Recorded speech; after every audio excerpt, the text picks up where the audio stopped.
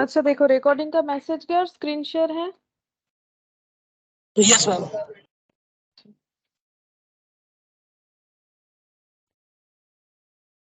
अच्छा देखो, हम लोगों ने यहाँ पर ये 3 होमवर्क था, ठीक है। हम लोग का क्वेश्चन नंबर 1 2 और ये कितना है 5, ठीक है। 1 to 5 ये था हम लोग का प्रैक्टिकल क्वेश्चन का, ठीक है। जिसमें से 1 जो है क्वेश्चन नंबर 1, इसका हम लोग को पहले एक कंसेप्ट जो है वो सीखना पड़ेगा, कम राइट बेसिस, जो कि लास्ट क्लास में भी जो हम लोगों ने क्वेश्चन किया था ना, 2 बड़ा बड़ा क्वेश्चन था, ठीक है। वहां पर हमारा फिक्स्ड इनकम और वेरिएबल इनकम बियरिंग दोनों तरह का इन्वेस्टमेंट था, वहां पर भी अगर याद है तो कम राइट बेसिस आया था, ठीक है। अब ये कम राइट बेसिस क्या होता है ये भी हमें सीखना पड़ेगा।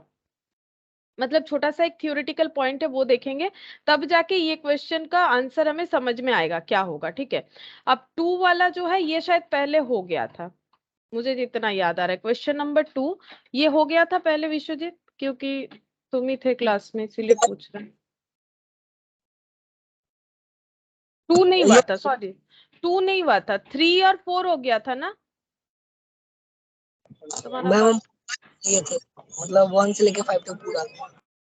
अच्छा ठीक है, 1 से 5 तुम कर लियो, ठीक है, कोई बात नहीं। मेरा मुझे जितना याद है कि मैंने ये होमवर्क दिया था, तो ये एक बार करवा देते और 1 वाला बता देते, क्योंकि 1 वाला तो मैंने मतलब सारा ही बताएंगे, लेकिन 1 वाला का तो एक थ्योरी भी मुझे लिखवाना है कम राइट बेसिस का, ठीक है। तो क्वेश्चन नंबर 2 और 5 छोटा छोटा है, ये पहले कर लेते हैं, उसके बाद हम लोग क्वेश्चन नंबर 1 का कंसेप्ट देखेंगे। तो क्वेश्चन नंबर 2 में देखो क्या बोला है, ऑन 1 अप्रैल 2001, 1 अप्रैल 2001, ठीक है। 1 April 2001 XY limited has 15,000 equity shares, ठीक है। 15,000 इक्विटी शेयर्स है XY लिमिटेड के पास ऑफ ABC लिमिटेड, मतलब ABC लिमिटेड कंपनी में इन्वेस्ट कर रखा है। बुक वैल्यू है 15 पर शेयर, बुक वैल्यू है एट द रेट ऑफ 15, और यहाँ पर नॉमिनल वैल्यू है 10, नॉमिनल वैल्यू है 10, तो NV eight the rate of 10 हो जाएगा। अच्छा इसके बाद बोला है 1 जून 2001 को, 1 जून 2001 XY लिमिटेड एक्विट फिर से खरीदा है 5,000, फिर से खरीद लिया है 5,000 shares of ABC limited for 1 lakh, फिर से वही सेम कंपनी का खरीदा हुआ है और 1 लाख पे, ठीक है। तो यहाँ पर हो जाएगा फॉर 1 लाख, टोटल हमें अमाउंट दे दिया है फॉर 1 लाख। अच्छा फिर क्या बोला है देखो यहाँ पर, इसके बाद ABC लिमिटेड ने बोनस और राइट इशू किया है। बोनस डिक्लेयर हुआ है 1 जुलाई को, तो बोनस डिक्लेयर हुआ है 1 जुलाई को। यहाँ पर बोनस, बोनस का रेशियो बताना चाहिए, तो बोनस का रेशियो देखो, बोनस का रेशियो बता दिया है 1 फॉर एवरी 7 हेल्ड, 1 फॉर 7, ठीक है, 1 for 7। Right shares are to be issued to the existing share holders on 1 सितंबर, 1 सितंबर में राइट शेयर जो है ये इशू हुआ है 1 सितंबर को। और राइट शेयर का रेशियो बता दिया है यहाँ पर 6 शेयर्स एट 20% प्रीमियम, ठीक है। अच्छा 1 right shares for every 6 hold, ठीक है। तो 1 फॉर 6, अगर कोई एक शेयर होल्ड कर रहा है तो उसे सॉरी, कोई अगर 6 शेयर होल्ड कर रहा है तो 6 फॉर 1 होगा। नहीं नहीं ठीक है, 1 राइट शेयर फॉर 6, ठीक ही लिखा था मैंने, 1 राइट शेयर फॉर 6 शेयर। अगर कोई 6 शेयर होल्ड कर रखा है तो उसे एक राइट शेयर्स मिलेगा। Right share are to be issue to the existing share holder on 1 सितंबर, और राइट शेयर इशू होगा 1 सितंबर। अच्छा 20% प्रीमियम पे, ठीक है, at the rate of 20% premium, यानी कितना हो जाएगा इसका वैल्यू, 20% प्रीमियम किस पे लगता है, नॉमिनल वैल्यू पे, तो 10 इंटू 10 के ऊपर 20% करेंगे तो हमें पता चल जाएगा 12 रुपीज का हो रहा है, ठीक है। अच्छा उसके बाद डिविडेंड डिक्लेयर हुआ है for the year ended 31 March 2001, ठीक है। 31 मार्च 2001 मतलब इस पीरियड का डिविडेंड जो है डिक्लेयर हुआ है ABC लिमिटेड के तरफ से 20%, which was received by XY on 31 अक्टूबर, ठीक है। 31 अक्टूबर में क्या मिल गया है, डिविडेंड मिल गया है एट द रेट ऑफ 20% करके।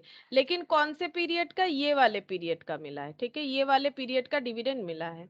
बस इतना ही इंफॉर्मेशन दिया है। और हमें अच्छा नहीं, नीचे भी बोला है took up half the right issue, half the right issue लिया है, तो राइट इशू कितना लिया गया है, हाफ लिया गया है, हाफ इसका मतलब सेल हो गया होगा। अच्छा, sold the remaining for 8 per share at the rate of 8 करके। अच्छा, sold half of it share holding on 1 Jan 2002। 1 Jan 2002 को half of the share holding ही बिक गया। 1 Jan 2002 को हाफ ऑफ होल्डिंग, जितना होल्डिंग था वही सेल कर दिया गया है। और अमाउंट है 16.50, ब्रोकरेज 1%, 16.50, और eight the rate of 1% brokerage.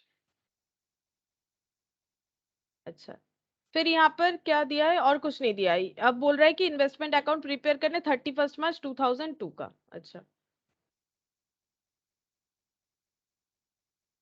In the books of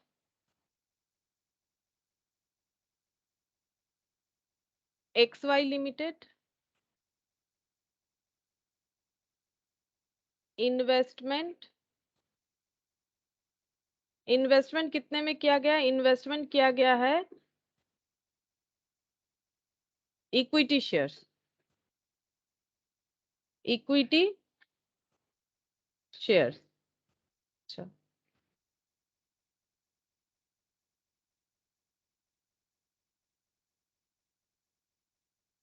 particulars number, यहाँ डिविडेंड होगा और यहाँ पर अमाउंट होगा। पर्टिकुलर्स नंबर, डिविडेंड और अमाउंट। अच्छा, सबसे पहला यहाँ पर परचेस हुआ है कि नहीं चेक करते। यहाँ पर ये परचेस था कि नहीं एक बार पढ़ लेते हैं। हैज, ठीक है, मतलब ये परचेस नहीं है, ये पहले से था, तो इसको में क्या लिखना पड़ेगा, इसको हम लोग लिखेंगे टू बैलेंस BD।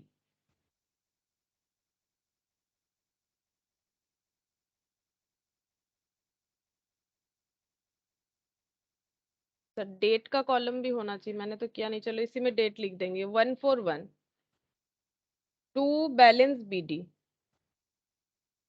कितना शेयर्स है, 15,000। अच्छा, अब बोलो यहाँ पर अमाउंट कितने के हिसाब से लिखना चाहिए, 10 या 15? अमाउंट कितने के हिसाब से होगा, 10 या 15?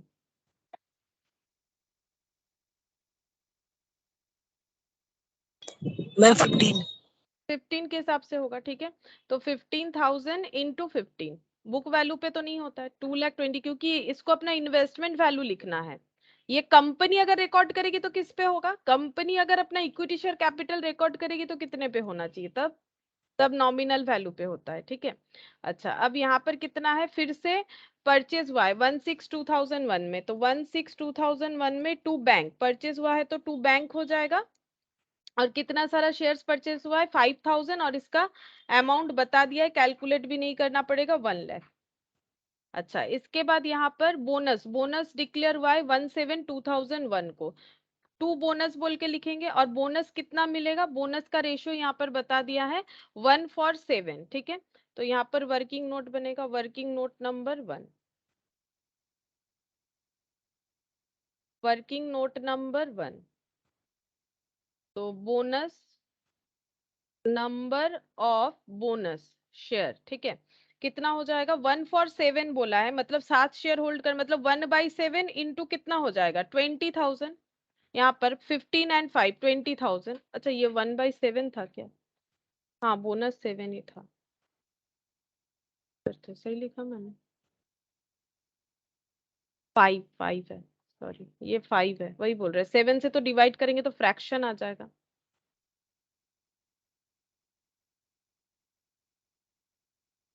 1/5 और 20,000 कितना हो जाएगा, 4,000, है ना। 4,000 बोनस शेयर, और बोनस का हमें कोई भी वैल्यू लिखना नहीं पड़ता है क्योंकि वो फ्री में मिलता है, इस वजह से, ठीक है, कोई भी वैल्यू लिखने का जरूरत नहीं है। अच्छा, इसके बाद राइट शेयर 1 ठीक है, 1 September 2001 राइट शेयर जितना परचेज हुआ है उसके लिए टू बैंक लिखेंगे। और जो परचेज नहीं हुआ है, मतलब जो उसने अपना राइट सेल कर दिया है, वो कहाँ पर जाता है, जो राइट सेल हो जाता है वो कहाँ पर जाता है, क्योंकि आज हम लोग कम राइट बेसिस में पढ़ेंगे तो उसी का एक्सेप्शन ही पढ़ना पड़ेगा, ठीक है, कम राइट बेसिस का एक्सेप्शन ही हमें पढ़ना है। तो नंबर ऑफ राइट शेयर्स, कितना सारा राइट शेयर्स मिल जाएगा,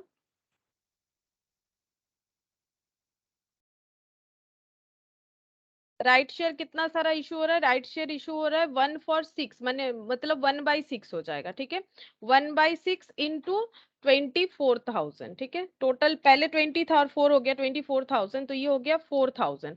अब इसका 50-50% करने बोला है, हाफ जो है उसने एक्वायर किया है और हाफ जो है सेल कर दिया है, तो हाफ सेल और हाफ है एक्वायर या फिर परचेज, ठीक है।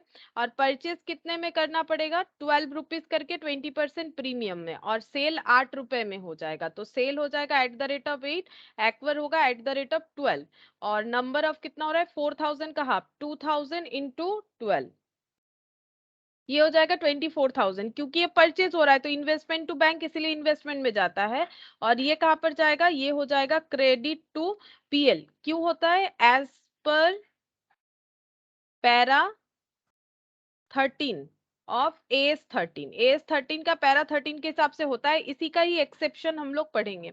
24,000, ठीक है, अब यहाँ पर हम लोग लिख देते हैं 24,000, ये हो गया कॉस्ट, और क्वांटिटी में 2,000। अच्छा, इसके बाद यहाँ पर डिविडेंड डिक्लेयर हुआ है, डिविडेंड डिक्लेयर हुआ है 31 अक्टूबर को, तो 31 अक्टूबर को अगर डिविडेंड मिलेगा तो इसका एंट्री क्या लिखेंगे, 31 अक्टूबर को डिविडेंड मिलने से होगा बाय बैंक, ठीक है। तो हम लोगों के पास दो तरह का शेयर्स है, देखो मतलब दो तरह का शेयर्स, मतलब ये भी एबीसी लिमिटेड का है ये वाला शेयर, और ये जो परचेस हुआ ये भी एबीसी लिमिटेड का है। अगर एबीसी लिमिटेड डिक्लेयर कर रही है डिविडेंड, तो इस शेयर पे भी मिलेगा, इस शेयर पे भी मिलेगा, लेकिन जो इन्वेस्टर है यानी एक्स वाई लिमिटेड, उनको कौन सा इन्वेस्टमेंट कहाँ लिखना चाहिए, सॉरी कौन सा डिविडेंड का अमाउंट कहाँ लिखना चाहिए वो हमें पता होना चाहिए, ठीक है। तो बताओ कौन सा अमाउंट कहां पर जाएगा, working note number 3, dividend, dividend on 15,000 shares, ये हम लोग अलग से कैलकुलेट करेंगे, 15,000 इंटू 10 इंटू 20%, क्योंकि वही कंपनी डिक्लेयर कर रही है तो रेट एक ही जैसा होगा 20%, ठीक है। और जो 5,000 शेयर्स है उस पे अलग कैलकुलेट करेंगे, 5,000 शेयर्स पे रेट वही रहेगा, लेकिन कैलकुलेशन इसीलिए अलग होगा क्योंकि दो चीज दो अलग अलग कॉलम में दो अलग जगह पे जाएगा, इसका होता है 30,000, ठीक है, और इसका होता है 10,000। और बोनस और राइट इशू पे क्यों नहीं हुआ, क्योंकि ड्यूरिंग द ईयर, जिस ईयर बोनस और राइट इशू होता है उस साल उस इशूड शेयर्स पे, issued bonus and issued right issue पे हमें कभी भी बोनस नहीं, सॉरी डिविडेंड नहीं मिलेगा, ये नेक्स्ट ईयर से जरूर मिलेगा, इसमें कोई प्रॉब्लम नहीं। लेकिन अगर क्वेश्चन बताए कि डिविडेंड इस पे भी मिलना चाहिए तो हम लोग क्वेश्चन फॉलो करेंगे, बाकी लीगली अगर देखें तो इस पे नहीं मिलता है। अब हम लोग को देखना है कि डिविडेंड मिला है तो नंबर में तो कोई चेंजेस नहीं होगा, अब अमाउंट कहाँ लिखना है, कौन सा अमाउंट कहाँ पर लिखना है, एक है 30,000 एक है 10,000, तो 10,000 कौन सा वाला है, 10,000 मतलब यहाँ ये वाला, ठीक है, ये प्री एक्विजिशन है कि पोस्ट एक्विजिशन, और एक है ये वाला शेयर, ठीक है, तो ये दो तरह का शेयर है। तो ये जो है ये ड्यूरिंग द ईयर परचेस किया है हम लोगों ने, और कंपनी ने डिविडेंड डिक्लेयर किया है, ये ड्यूरिंग द ईयर परचेस किया है, ठीक है, ये परचेस करने के पहले मतलब ये इसी साल परचेस हुआ है। अगर ड्यूरिंग द ईयर परचेस पे हमें डिविडेंड मिल रहा है तो उसका अमाउंट हम उसका जो वैल्यू है वो कहाँ पर जाना चाहिए, और ये वाला जो है इसका कहाँ पर जाना चाहिए, ये हमें कैलकुलेट करके देखना पड़ेगा। देखो, dividend for the year ended 31 March 2001 were declared by ABC limited at the rate of 20%, which was received by XY Limited on 31st of October 2001, 31st of October 2001। तो एक को हम लोग क्या मानते हैं, एक को हम लोग रिडक्शन ऑफ कॉस्ट मानेंगे, ठीक है, और एक तरह के डिविडेंड को हम लोग क्या मानेंगे कि वो डिविडेंड है, ठीक है, वो डिविडेंड है। तो यहाँ पर देखो, ये जो 15,000 है, 15,000 वाला जो है इसको हम लोग क्या मानेंगे, ये डिविडेंड होगा, कि ये डिविडेंड कॉलम में जाएगा, ये वाला, ठीक है, ये डिविडेंड कॉलम में जाएगा, ये कॉस्ट को रिड्यूस थोड़ी ना करेगा, ये डिविडेंड कॉलम में जाएगा। और जो 10,000 आया, ठीक है, 10,000 आया, क्यों ऐसा हुआ, देखो इस क्वेश्चन में अगर पहले तुम लोग देखोगे तो शायद मतलब ऐसा लग सकता है ऐसा क्यों हो रहा है, देखो यहाँ पर ये 5,000 जो खरीदा गया और ये जो 15,000 ये पहले से ही था, सोचो ये 15,000 जो है ये पहले से ही इनके पास था, और ये ड्यूरिंग द ईयर परचेज हुआ, ठीक है, ड्यूरिंग द ईयर परचेज हुआ, सेम कंपनी का ही हुआ, दोनों ही एबीसी लिमिटेड का ही है, ठीक है। लेकिन डिविडेंड किस पीरियड का डिक्लेयर हो रहा है, डिविडेंड डिक्लेयर हो रहा है इस पीरियड का। अब इस पीरियड में इस एक्स वाई लिमिटेड ने इस पीरियड में एक्स वाई लिमिटेड ने कितना शेयर कैपिटल खरीद रखा था इस कंपनी में, मुझे ये बताओ कि इस पीरियड में, जिस पीरियड का डिविडेंड डिक्लेयर हो रहा है उस पीरियड में एक्स वाई के पास एबीसी लिमिटेड का कितना शेयर्स रहा होगा, बोलो कितना शेयर्स रहा होगा। अभी उन्होंने तो पहले इनके पास 15 था, इस साल का जो डेटा दिख रहा है, फिर 5000 खरीदा, फिर बोनस भी मिल गया 4000, ठीक है, फिर राइट शेयर भी मिला था, ठीक है, लेकिन उसमें से पूरा नहीं रखा इन्होंने, राइट शेयर में से 2000 रखा और 2000 सेल कर दिया, वो बात अलग है। इतना सारा शेयर्स हो गया। अब ये दोनों पे तो डिविडेंड मिलने से रहा, क्योंकि रूल्स बोल रहा है कि जिस साल ये डिक्लेयर होगा उस साल डिविडेंड नहीं मिलेगा। लेकिन ये 20% डिविडेंड कहाँ हमें कौन सा लिखना है, वो हमें ये पता करना कैसे पता करेंगे कि हमें ये देखना है कि जब का पीरियड का, कौन से पीरियड का डिविडेंड डिक्लेयर हो रहा है, तो इस पीरियड का हो रहा है, तो इस पीरियड में इस कंपनी का कितना शेयर होल्डिंग में था एक्स वाई के पास, बताओ। मेरा क्वेश्चन समझ में आया तो बताओ कि इस पीरियड में कितना होल्डिंग में था, ये बताओ। मैम 15,000। 15,000, 15,000 होल्डिंग में था, ठीक है, बाकी सब नहीं था, बाकी सब नहीं था। तो इस पीरियड में जो डिविडेंड डिक्लेयर हुआ है उस पीरियड में अगर 15,000 होल्डिंग में था, तो ये 15,000 को हम लोग क्या बोलेंगे कि ठीक है, इस पीरियड में मैंने पैसा, मतलब इसका लॉजिक ऐसे सोचना चाहिए कि एक्स वाई ने 15,000 शेयर्स खरीदे थे, मतलब इस कंपनी में पैसा लगाए थे 15,000 शेयर्स पे जितना होता है, ठीक है, तो उतना पैसा लगाया गया था 15 रुपए करके, ठीक है। तो इसका मतलब ये पीरियड का डिविडेंड क्या हो जाएगा, अर्निंग, क्यों, क्योंकि मैंने पैसा लगाया था, उस पैसे से मेरा रिटर्न जनरेट हुआ, तो ये हो जाएगा अर्निंग, यानी 30,000 डिविडेंड कॉलम में जाएगा। लेकिन ये शेयर पे डिविडेंड इसीलिए मिल रहा है, ये शेयर्स पे डिविडेंड इसीलिए मिल रहा है क्योंकि सेम कंपनी का है, तो ये शेयर्स पे जो डिविडेंड मिल रहा है ये इस पीरियड का मिल रहा है, इस पीरियड का डिविडेंड यहाँ भी मिलेगा, क्यों मिलेगा, क्योंकि एक्स वाई लिमिटेड के पास इस कंपनी का शेयर्स है, 5,000 शेयर्स भी है, लेकिन वो तो अभी खरीदा है, 5,000 शेयर्स का पैसा तो यहाँ यूटिलाइज नहीं हुआ था, इसीलिए इसको बोलेंगे, इसको कॉस्ट से रिड्यूस करना पड़ेगा, ये एक्स्ट्रा हो गया, ठीक है, ये मिलना नहीं चाहिए, लॉजिकली ये मिलना नहीं चाहिए, लेकिन कंपनी का कंसेप्ट ऐसा नहीं होता है। कंपनी, हम लोग कंपनी का जो लॉ लीगल है या फिर अकाउंट से वहां देखोगे तो कंपनी उन सब शेयर होल्डर को डिविडेंड दे देगी जिनके पास ऑन दैट मोमेंट उस कंपनी का शेयर है, जब शेयर डिविडेंड डिक्लेयर हो रखा है, ठीक है। लेकिन ये 5,000 शेयर्स पे जो मिल रहा है, एक्चुअली जिस पीरियड का मिल रहा है उस पीरियड में तो होल्डिंग था ही नहीं, इसीलिए बोल रहा है कि कॉस्ट से रिड्यूस करो, क्योंकि जिससे खरीदे हो वो तुमको महंगा ही बेचा होगा, वो हम लोगों को महंगा ही बेचा होगा, क्योंकि उसे पता है कि कंपनी डिविडेंड डिक्लेयर करेगी तो इनको डिविडेंड मिलने वाला है, इसीलिए यहाँ पर 30,000 होगा और यहाँ पर 10,000 होगा। तो कंसेप्ट के साथ करना चाहिए, ऐसा नहीं है कि यहाँ पर होगा तो हमेशा जो है कॉस्ट में ही जाएगा, क्योंकि इसके पहले हम लोग का जो क्वेश्चन था इसमें शायद कॉस्ट में आया था, मुझे जितना याद आ रहा है, तो हमें कंसेप्ट के साथ चलना है। हो गया। अब हमें बोला है कि कितना सेल कर दिया है, आधा सेल कर दिया है फर्स्ट ऑफ फेब को, ठीक है, तो आधा सेल कर देते हैं, फेब है कि जैन है, सॉरी, फर्स्ट ऑफ जैन को, फर्स्ट ऑफ जैन 2002 हो जाएगा, सेल कर दिया है बाई बैंक, बाई बैंक बोल के सेल कर दिया है हाफ। अब कितना था यहाँ पर, वर्किंग नोट बना लेते हैं, वर्किंग नोट 4,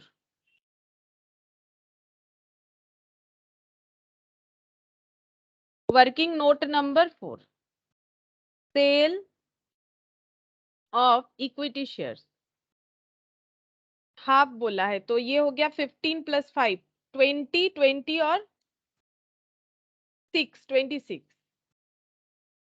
26,000, हाफ यानी 13,000 और हाफ यानी 13,000, ठीक है, 13,000 सेल हो गया है।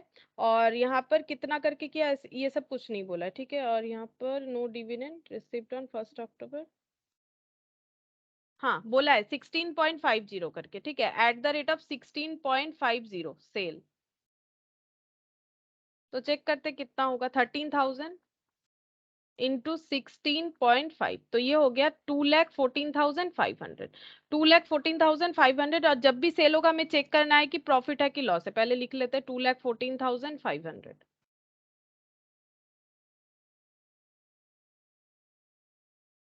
अच्छा, ब्रोकरेज भी लगेगा, ब्रोकरेज था क्वेश्चन में, अच्छा लेस हो जाएगा, लेस 1% ब्रोकरेज, लेस क्यों होगा, क्योंकि सेल करने से पैसा आता है और अगर ब्रोकर कंपनी का प्लेटफॉर्म यूज करेंगे तो ब्रोकर कंपनी हमसे पैसा काट लेगी, ठीक है, हमारा सेल वैल्यू कम हो जाएगा 1%, यानी ये हो जाता है 2145, 214500 minus 2145,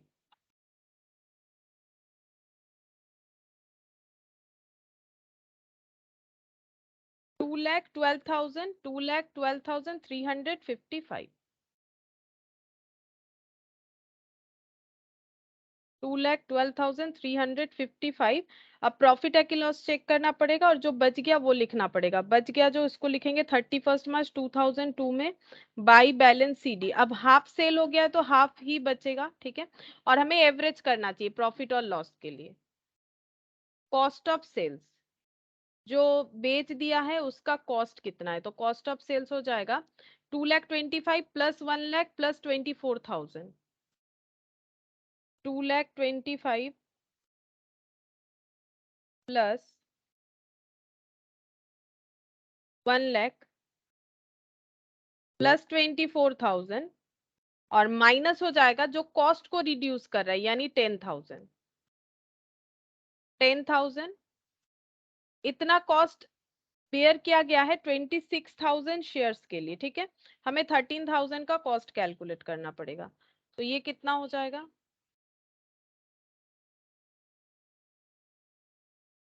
2,25,000 plus 1,24,000 minus 10,000, 3,39,000।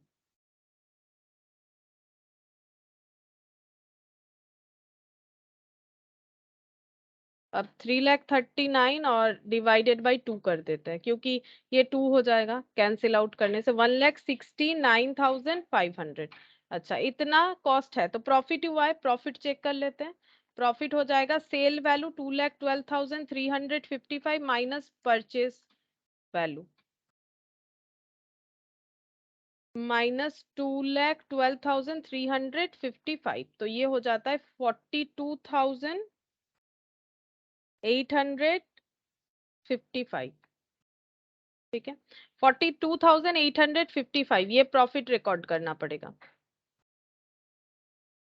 1 Jan 2002 to PL, working note number 4, ये भी working note number 4, to PL 42,855 profit on sale, profit on sale. तो जो बचा हुआ है उसका वैल्यू कितना होगा वो भी हम लोग वर्किंग नोट नंबर 4 से ही लिख सकते हैं, क्योंकि हाफ हाफ था। अगर 13,000 जो बिक गया उसका कॉस्ट अगर इतना है तो जो बचा हुआ है उसका भी इतना ही होगा, 1,69,500, 1,69,500। ये हो गया 26,000, ये हो जाएगा 30,000, 26,000, 26,000। अच्छा, ये यहाँ पर ट्रांसफर होगा 31 मार्च 2002, जो डिविडेंड अर्निंग वाला होता है उसे हम लोग PL में ट्रांसफर करते हैं, टू PL बोल के ट्रांसफर ऑफ डिविडेंड अर्निंग, ठीक है। ये हो जाएगा 30,000, तो यहाँ पर भी 30,000 आ जाएगा। अब दोनों साइड टोटल टैली हो जाना चाहिए। 42,855, 1,24,000 प्लस 2,25,000, 3,91,855। अच्छा, माइनस 2,12,355 माइनस 10,000 माइनस 1,69,500, ठीक है। टैली हो गया 3,91,855, ठीक है। तो ये हो गया हम लोग का क्वेश्चन नंबर 2। अच्छा, इसके बाद क्वेश्चन नंबर 3 ये हम लोगों ने पहले कर लिया था, अब हम लोग करेंगे क्वेश्चन नंबर 5। क्वेश्चन नंबर 5 करेंगे, उसके बाद कम राइट बेसिस पढ़ लेते हैं। क्वेश्चन नंबर 5 में क्या बोला है देखो, on 1 April 2001 mister Vijay had 30,000 equity shares in x limited at a book value of 4,50,000। अच्छा, 1 अप्रैल को 1 April 2001 Mr. Vijay had 30,000 equity shares, 30,000 equity shares in X Limited at a book value of 4,50,000। Book value है 4,50,000 और nominal value है ₹10 eight the rate of ₹10 करके। अच्छा, 22 June 2001 ही purchased another 5,000 shares. 5000 purchase हुआ है 20 और 28 जून 22 जून, अच्छा 22 जून 2001 परचेज किया गया है फिर से 5000 shares of same company for 80,000, 5000 purchase for ₹80,000 same company का। अच्छा, the director of x limited announced a bonus of equity share in the ratio of 1 shares for 7 हिल 10 अगस्त, 10 अगस्त को 1/7 बोनस डिक्लेयर हुआ है। अच्छा, इसके बाद 31 अगस्त को company made a right issue, 31 अगस्त को कंपनी ने राइट इशू किया है। राइट इशू में क्या दिया है? The ratio of 3 shares for every 8 held, 3 for 8 held, payment 15 per share, 3 for 8 held right share at the rate of 15, ठीक है, 15 रुपीज करके।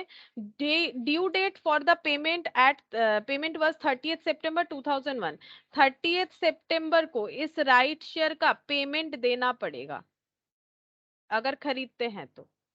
अच्छा, इसके बाद mister Vijay subscribe 2/3 of the right share and sold the remaining of his entitlement. तो इन्होंने क्या किया? 2/3 परचेज किया और बाकी जो है 1/3 सेल कर दिया, ठीक है।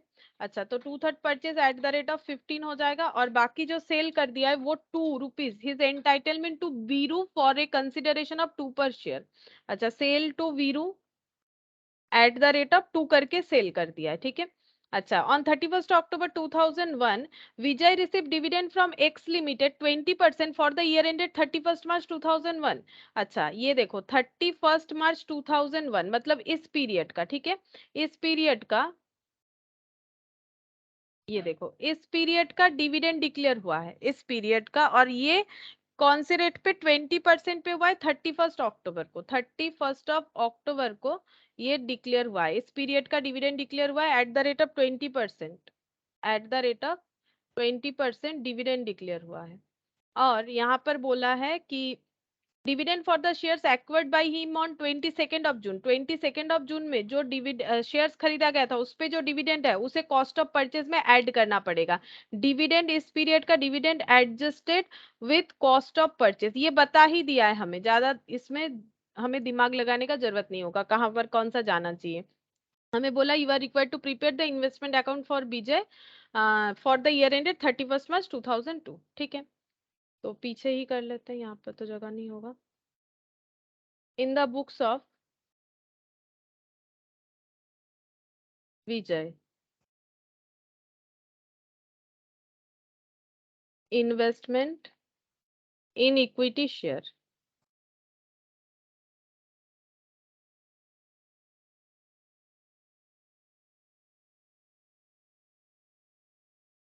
date, particulars, number, dividend, amount, date, particulars, number, dividend, amount।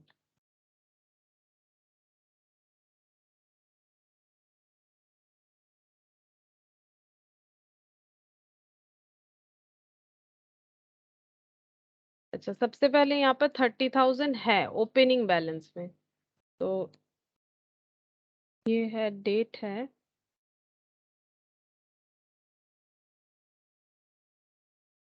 1 April 2001।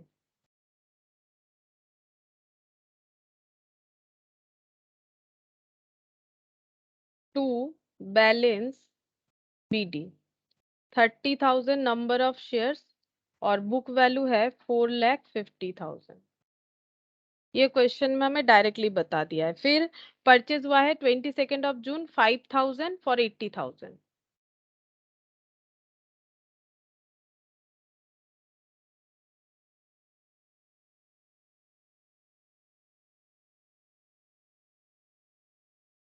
फिर यहाँ पर ये इसका जो डिविडेंड होगा वो एडजस्ट करना पड़ेगा कॉस्ट ऑफ परचेज के साथ, मतलब ये अमाउंट कॉलम में जाएगा। फिर डिक्लेयर हुआ है बोनस 10 अगस्त को, तो 10 अगस्त to bonus,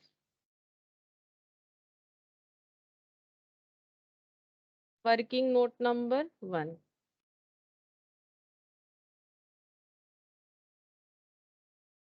number of bonus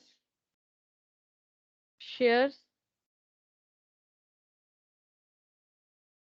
35,000 into 1 for 7, मतलब 1/7 हो जाएगा 5,000 number of bonus share issue हुआ है, इसका कॉस्ट कुछ भी नहीं होगा। अच्छा, इसके बाद 31 अगस्त को राइट शेयर इशू हुआ है, बट पेमेंट यहाँ पर होगा, तो हमें पेमेंट वाला डेट लेना चाहिए क्योंकि जर्नल एंट्री मॉनिटरी ट्रांजैक्शन से ही होता है। तो 30 सितंबर 2001 to bank, working note number 2, right purchase, right purchase. अच्छा, तो working note number 2, number of right share,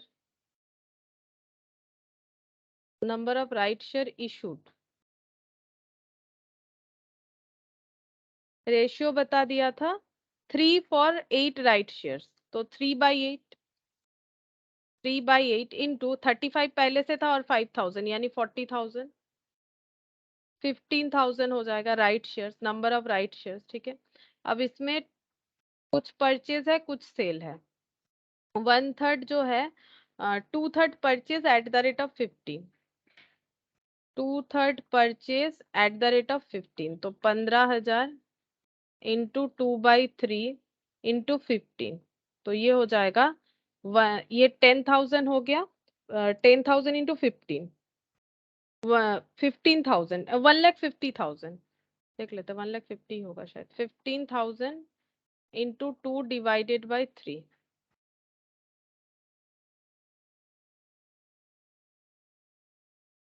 10,000 into 15, 1,50,000,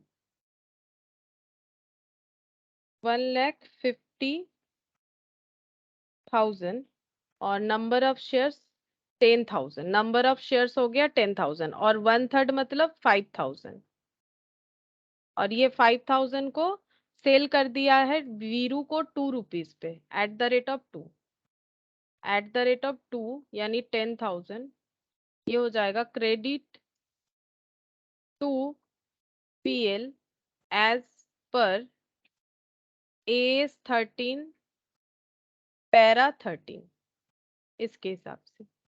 अच्छा, इसके बाद यहाँ पर पेमेंट हो गया, अब ये वाला डिविडेंड डिक्लेयर हुआ है 31 अक्टूबर को,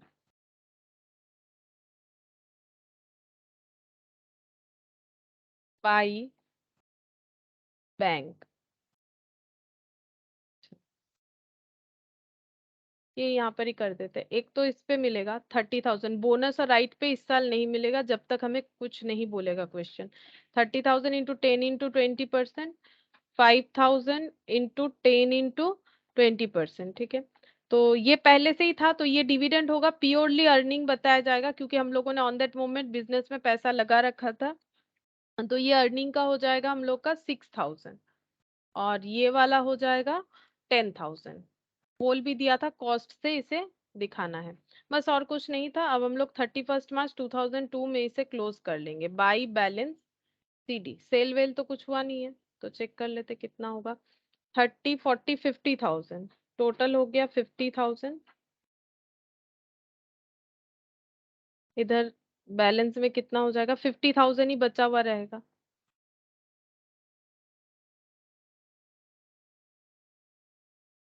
अच्छा, dividend 6,000, 31 March 2002 to PL, transfer of dividend income 6,000, और इसका वैल्यू कैलकुलेट करना पड़ेगा। अच्छा, तो इसका वैल्यू कैसे कैलकुलेट होगा, इसके लिए एक वर्किंग नोट बना लेते हैं। वर्किंग नोट नंबर 3 यहाँ पर ही हो जाएगा, वर्किंग नोट नंबर 3।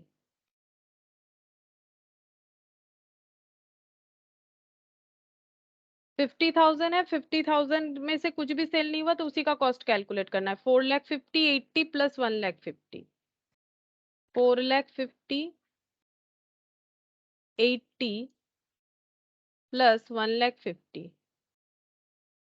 -10,000 नहीं, कौन सा माइनस होगा, हाँ 10,000 होगा, अमाउंट कॉलम में जो है वही कॉस्ट को रिड्यूस करने में काम आया है। तो 4,50,000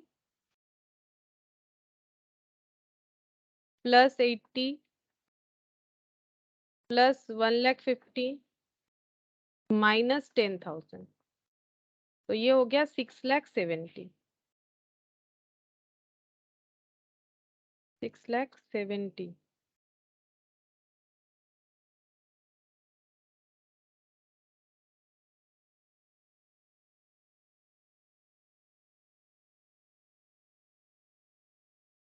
कुछ किसी तरह से वैल्यू करने बोला था क्या? एवरेज कॉस्ट में ही तो बोला है, तो average cost assuming the shares being valued at average cost, तो एवरेज कॉस्ट ही तो हम लोगों ने किया। 4,50,000 plus 80 plus 1,50,000 minus 10,000,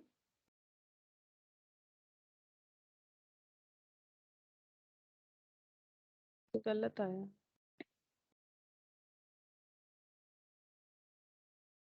4,50,000 plus 80 plus 1,50,000 minus 10,000, 6,70,000 divided by 50,000,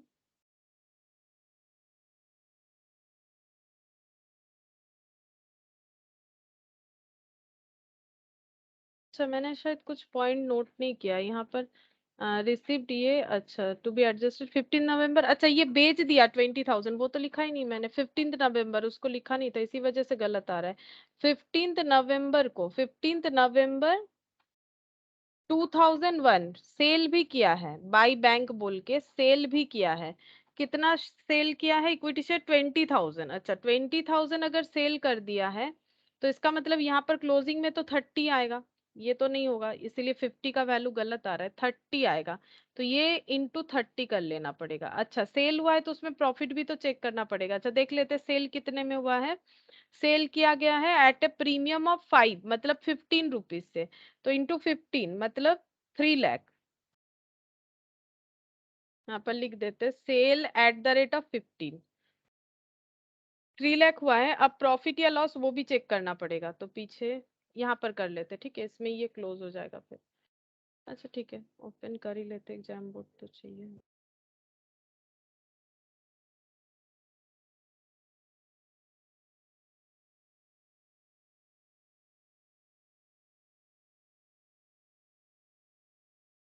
working note number 4, working note number 4। अच्छा कॉस्ट ऑफ सेल्स, सेल का कॉस्ट कितना होगा, तो वही सेम प्रोसेस से 4,50,000 plus 4,50,000 plus 80,000 plus 1,50,000, 4,50,000 plus 80,000 plus 1,50,000 minus 10,000 divided by हो जाएगा 50 इंटू 20, डिवाइडेड बाई 50 इंटू 20।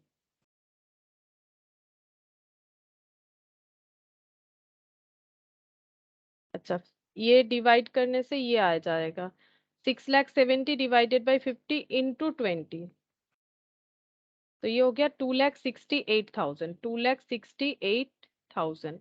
अच्छा और सेल कितने में हो गया है? सेल हो गया 3 लाख, तो प्रॉफिट ही हुआ है, देयर फॉर प्रॉफिट 3 लाख माइनस 2,68,000,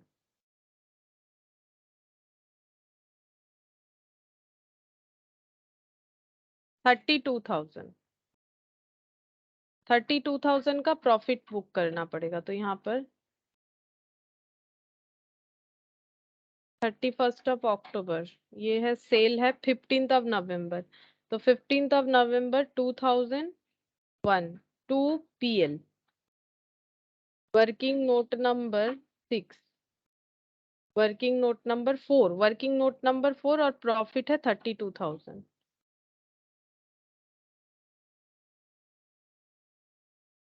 32,000। अच्छा तो अब हम लोग को यहाँ पर 30,000 का कैलकुलेट करना चाहिए कितना होगा, तो ये 6,70,000 तो होगा नहीं, 6,70,000 divided by 50,000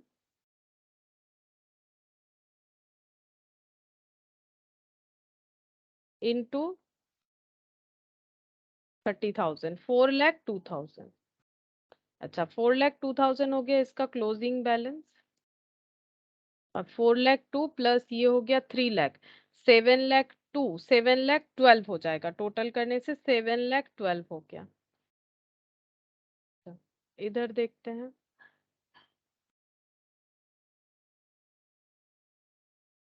4,50,000 plus 80,000 plus 1,50,000 plus 32,000, 7,12,000। ठीक है, तो ये वाला बस इतना ही बोला था। अब हम लोग ये क्वेश्चन नंबर 1 जो है उसके लिए कम राइट बेसिस का एक्सेप्शन देखेंगे। ठीक है, कम राइट बेसिस का एक्सेप्शन। हाँ बोलो। क्वेश्चन नंबर 1 थ्योरी है। हाँ थ्योरी है, कम राइट बेसिस का थ्योरी है।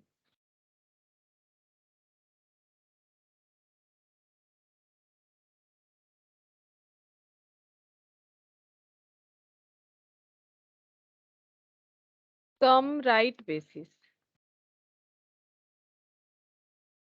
एक्चुअली कम राइट परचेज, मतलब ये क्या है, ये अगर लास्ट दिन देखोगे तुम लोग, क्वेश्चन में एक लैंग्वेज था। ठीक है, क्वेश्चन में एक लैंग्वेज था, ऐसा लैंग्वेज पहले किसी क्वेश्चन में नहीं था।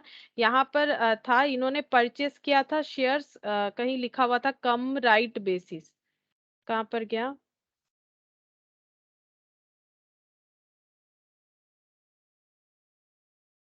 दिखाते हैं।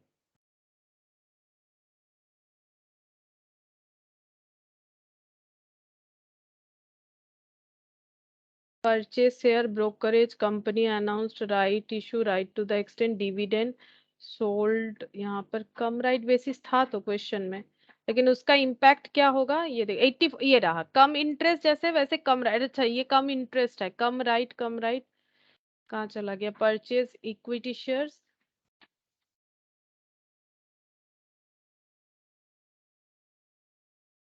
बाई चांस ऑमिट हो जा रहा है लेकिन है।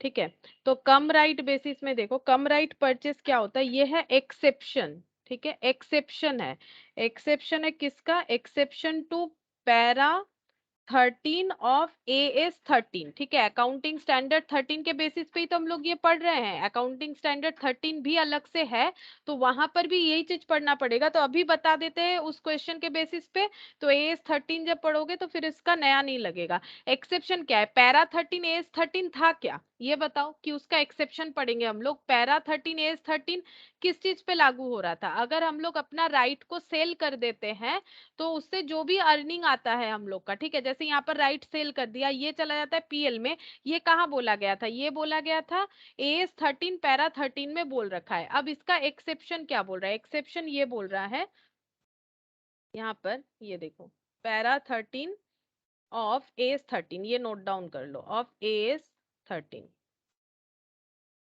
यहाँ पर बोला गया है when right, when right shares offered are subscribed for the cost of right shares subscribed for, comma, the cost of right shares is added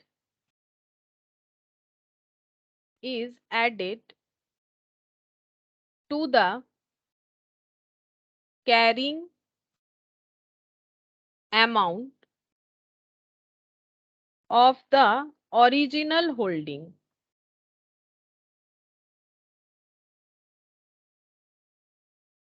If rights are not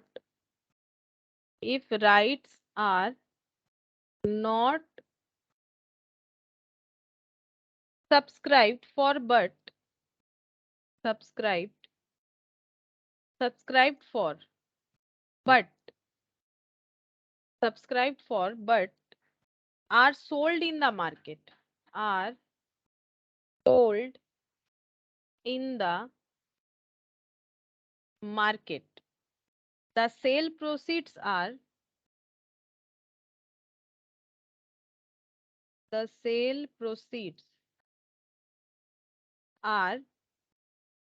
taken to the profit and loss statement.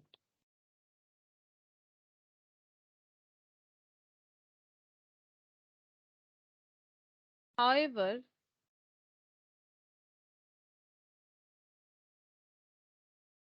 where the investment are acquired, where the investment are acquired on come right basis, on come right basis, come right मतलब cumulative of right, and the market value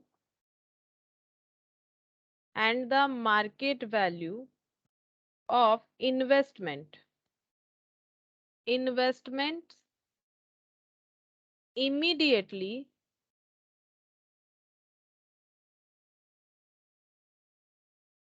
after their becoming X right, after their becoming X right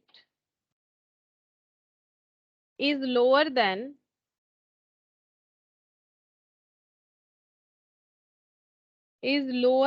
the cost for which is lower than the cost for which they are acquired. It may be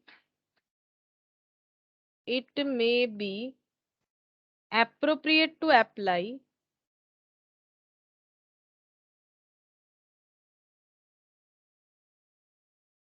the sale proceeds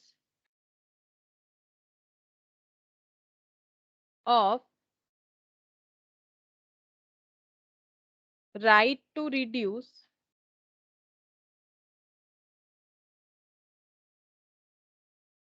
the carrying amount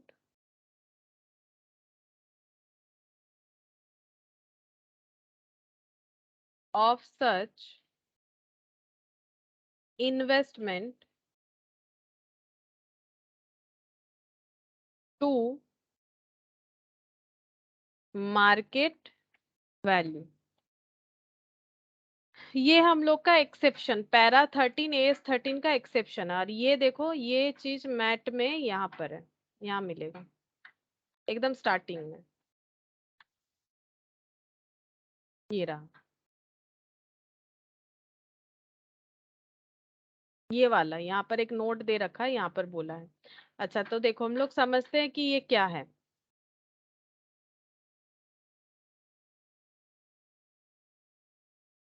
देखो अगर कोई company अगर मान लो उसके board meeting में, ठीक है, company का क्या हो रहा है, मान लो ये कंपनी है, ठीक है, ये कंपनी है, इनका क्या चल रहा है, इनका चल रहा है बोर्ड मीटिंग, ठीक है, ये मैंने बना लिया बोर्ड मीटिंग, ठीक है। बोर्ड मीटिंग में इन्होंने कुछ डिसीजन लिया, क्या डिसीजन लिया कि हम लोग अपने एग्जिस्टिंग शेयर होल्डर को राइट शेयर इशू करेंगे, ठीक है। यानी इन्होंने बोर्ड मीटिंग में क्या डिक्लेयर किया, बोर्ड मीटिंग हुआ, बोर्ड मीटिंग के बाद यहाँ पर लिखते हैं डिक्लेयरिंग राइट, ठीक है, डिक्लेयरिंग राइट। राइट्स का मतलब क्या होता है, राइट्स का मतलब राइट शेयर्स, ठीक है, राइट्स का मतलब हो रहा है यहाँ पर राइट शेयर्स का बात हो रहा है, राइट शेयर्स देंगे ऐसा डिक्लेरेशन किया जाता है। राइट शेयर्स किनको मिलता है, जो कंपनी के एग्जिस्टिंग शेयर होल्डर है, पहले उनको ऑफर किया जाता है। उसका रीजन भी मैंने बताया था कि अगर कंपनी डायरेक्टली बाहर वाले को सेल कर दे तो उसमें कंपनी का ज्यादा बेनिफिट है, क्योंकि जो एग्जिस्टिंग है उनको बेचने से वो तो बोलेंगे थोड़ा कम में तो दीजिए, इतना दिन से आपके कंपनी में पैसा लगा के रखे हैं, ठीक है। तो ये लोग अगर बाहर वाले को बेचेंगे तो ये अपना जैसा प्राइस चाहिए वैसे में बेच सकते हैं। लेकिन एक रेस्ट्रिक्शन ये है कि अगर किसी का, मैंने ये लास्ट क्लास भी बोला था, अगर किसी का 10 शेयर होल्डिंग है आउट ऑफ 100, किसी एक कंपनी का 100 शेयर होल्डिंग है और सॉरी किसी एक कंपनी के पास टोटल 100 शेयर्स है, जिसमें से कोई एक पर्सन के पास अगर 10 शेयर्स है, कंपनी फिर से 100 शेयर्स डिक्लेयर कर रही है और सॉरी 100 शेयर्स इशू कर रही है और वो बाहर वाले को कर देती है, तो इनका होल्डिंग परसेंटेज कम हो जाएगा। पहले था 10 आउट ऑफ 100, फिर हो जाएगा 10 आउट ऑफ 200। तो ये इनके साथ जो हो जाता है, मतलब ये नाइंसाफी है। तो इसी वजह से रूल्स ये बोलता है, लॉ ये बोल रहा है कि पहले आप एग्जिस्टिंग वाले को कम में ऑफर करो, अगर वो नहीं लेते हैं तो क्या करना है, पहले उनको ऑफर करो, ठीक है। अगर वो नहीं लेंगे तो वो अपना राइट्स बेच सकते हैं, तो किसी ना किसी तरह से कंपनी का शेयर तो इशू हो जाएगा, चाहे वो एग्जिस्टिंग वालों के थ्रू हो या फिर एग्जिस्टिंग वाले अगर किसी को बेच दे रहे हैं तो उनके थ्रू से हो, ठीक है। तो ये रूल्स होता है। तो अगर राइट डिक्लेयर होता है, जैसे ही राइट डिक्लेयर हो गया, अभी तक राइट शेयर इशू नहीं हुआ है, राइट डिक्लेयर हो गया, तो अभी इस कंपनी का शेयर प्राइस मार्केट में कैसा दिखेगा। मेरा क्वेश्चन ये है कि कंपनी ने बोर्ड मीटिंग में अगर राइट शेयर डिक्लेयर करने का सोचा है, तो फिर बोर्ड मीटिंग जब खत्म हो जाता है उसके बाद जो है कंक्लूजन निकल के आता है कि मीटिंग में ये सब डिसाइड किया गया है, तो मार्केट में ये खबर आ गया कि कंपनी ने राइट शेयर डिक्लेयर करने का बोला हुआ है, तो मार्केट में उस शेयर का प्राइस क्या हो जाएगा, उस कंपनी के शेयर का प्राइस क्या हो जाएगा। ये बात डिक्लेयर होने के बाद शेयर का प्राइस क्या हो जाएगा, क्या लगता है। मतलब कम या ज्यादा, कोई एक ही होगा ना, या तो कम होगा या ज्यादा होगा या जैसा है वैसा रहेगा, क्या इम्पैक्ट होगा, बोलो क्या लगता है, क्या इम्पैक्ट होगा।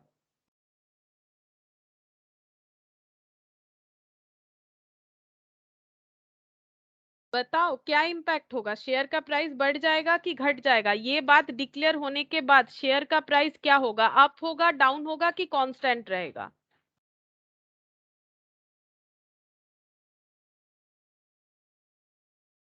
हेलो, बोलो अप होगा, डाउन होगा कि कांस्टेंट रहेगा।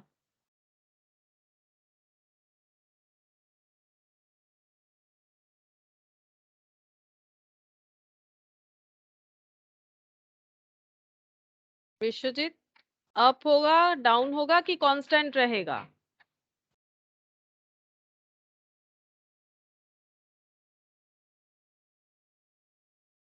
चलो कोई बात नहीं, आवाज नहीं आ रहा है।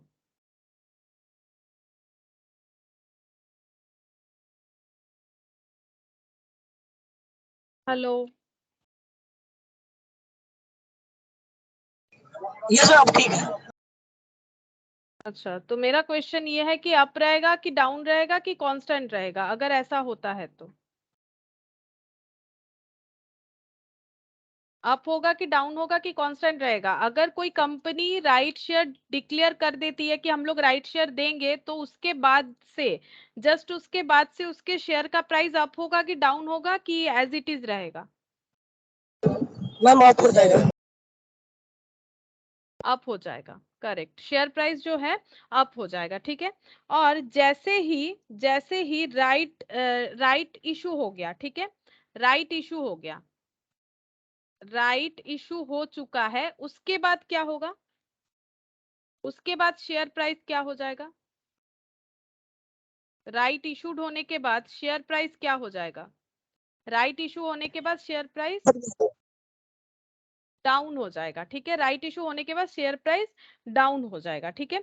उसके बाद से शेयर प्राइस कमना स्टार्ट हो जाएगा। शेयर प्राइस क्यों बढ़ेगा, इसीलिए बढ़ेगा कि अगर लोगों को लगता है कि हम इस कंपनी का शेयर होल्डिंग करेंगे तो मुझे कंसेशनल रेट में कुछ शेयर्स मिल जाएगा, तो लोग फटाफट परचेस करना स्टार्ट करेंगे इस कंपनी का शेयर, उस वजह से शेयर प्राइस जो है वो हाई हो जाएगा। और जैसे ही वो जो डिक्लेरेशन के वजह से शेयर प्राइस बढ़ा था, जैसे ही राइट इशू हो गया, कंपनी ने राइट शेयर लगा दे दिया जिनको जो भी देना था, तो उनका शेयर प्राइस जो है कम होना स्टार्ट हो जाता है, ठीक है। ये हो गया, ये मेन थीम था, ठीक है। अब देखो यहाँ पर हमें करना क्या है। अगर हम लोग यहाँ पर एक एग्जांपल लेते हैं, देखो अगर हम लोग शेयर्स खरीदते हैं, कंपनी ने राइट डिक्लेयर करने के बाद अगर कोई शेयर्स खरीदता है, कंपनी राइट डिक्लेयर करने के बाद अगर कोई शेयर्स खरीदता है, तो उस शेयर्स के प्राइस को बोला जाता है कम राइट प्राइस, ठीक है। कम राइट शेयर्स मतलब क्यूमुलेटिव ऑफ राइट, मतलब हम लोग ऐसे कंपनी का शेयर खरीद रहे हैं जो कुछ दिनों में राइट डिक्लेयर करेगी, तो हमें भी राइट शेयर्स मिल जाएंगे क्योंकि हम लोग भी होल्डर है। कम राइट प्राइस ऑफ शेयर्स, मान लो कि किसी कंपनी का कम राइट प्राइस ऑफ शेयर्स है 12,000, ठीक है, कम राइट प्राइस है 12,000, और x right price, x right price का मतलब हो गया राइट इशू होने के बाद का प्राइस, ठीक है, वो हो गया है 10,000, ठीक है। पहले था 12,000, अभी हो गया 10,000 बिफोर राइट डिक्लेरेशन, मतलब बिफोर राइट इशू, डिक्लेयर होने के बाद, इशू होने के पहले था 12,000 और इशू होने के बाद हो गया 10,000, ठीक है। अच्छा, अब इसका मतलब जिन्होंने भी राइट इशू होने के वजह से शेयर्स को खरीदा, कितना महंगा खरीदा। नॉर्मली शेयर्स का मार्केट प्राइस जो भी था वो बढ़ के 12,000 हो गया क्योंकि कंपनी ने राइट शेयर डिक्लेयर किया है। तो in the mean time right issue होने, राइट डिक्लेरेशन से लेके यहाँ पर राइट इशू तक जिन्होंने भी शेयर्स खरीदा है वो कितना महंगा खरीदा है, क्योंकि बाद में तो वो 10,000 में आ गया, कितना महंगा खरीदा है, 2,000 जो है ज्यादा प्राइस देके खरीदा हुआ है, ठीक है, 2,000 ज्यादा प्राइस देके खरीदा हुआ है। अब राइट्स का क्या होता है, राइट्स हम लोग सेल कर सकते हैं, एक्वर कर सकते हैं। अगर एक्वर करते हैं तो कोई प्रॉब्लम नहीं है, एक्वर करने से हम लोग का क्या एंट्री हो जाएगा, एक्वर करने से जितने भी सस्ते दाम में कंपनी हमें शेयर्स दे रही है हम लोग उसे परचेस कर लेंगे, यानी ये एंट्री हो जाएगा बैंक टू राइट शेयर बोल के, ठीक है, sorry right share to bank बोल के, ऐसे हो जाएगा। ये देखो, मतलब investment to right share basically ऐसे होगा। और हम लोग जब परचेस कर रहे हैं तो एंट्री हो जाएगा इन्वेस्टमेंट टू बैंक, है ना, ऐसे भी बोल सकते हैं, investment to bank, to investment in right share to bank, ऐसे बोलना पड़ेगा, ये नीचे वाला गलत हो जा रहा था, investment debit investment in right shares to bank, ठीक है। तो हम लोगों ने खरीदा, तो अगर खुद खरीद लेते हैं तो ठीक है, कोई प्रॉब्लम नहीं है। लेकिन अगर ऐसे कंडीशन में जब प्राइस अप एंड डाउन हुआ, अगर हम लोग सेल करते हैं, तो सेल करते हैं तब मैक्सिमम जितने में भी सेल करें 2000 जितना महंगा से हम लोगों ने खरीदा था 2000 will be credited credited to investment account, ठीक है, 2000 को इन्वेस्टमेंट अकाउंट में क्रेडिट करना पड़ेगा। तो अगर हम लोग राइट को सेल करते हैं, अगर खुद परचेस कर रहे हैं तो कोई प्रॉब्लम नहीं है, लेकिन अगर हम लोग राइट को सेल कर देते हैं तो ये जो 2000 से हम लोगों ने महंगा खरीदा था वो हमें कहाँ क्रेडिट करना पड़ेगा, पीएल में नहीं। अभी तक हम लोग देख रहे थे सेल करने से कहाँ क्रेडिट करना पड़ता है, पीएल में करना पड़ता है, लेकिन अब हम लोग देखेंगे कि सेल करने से पीएल में क्रेडिट नहीं होगा।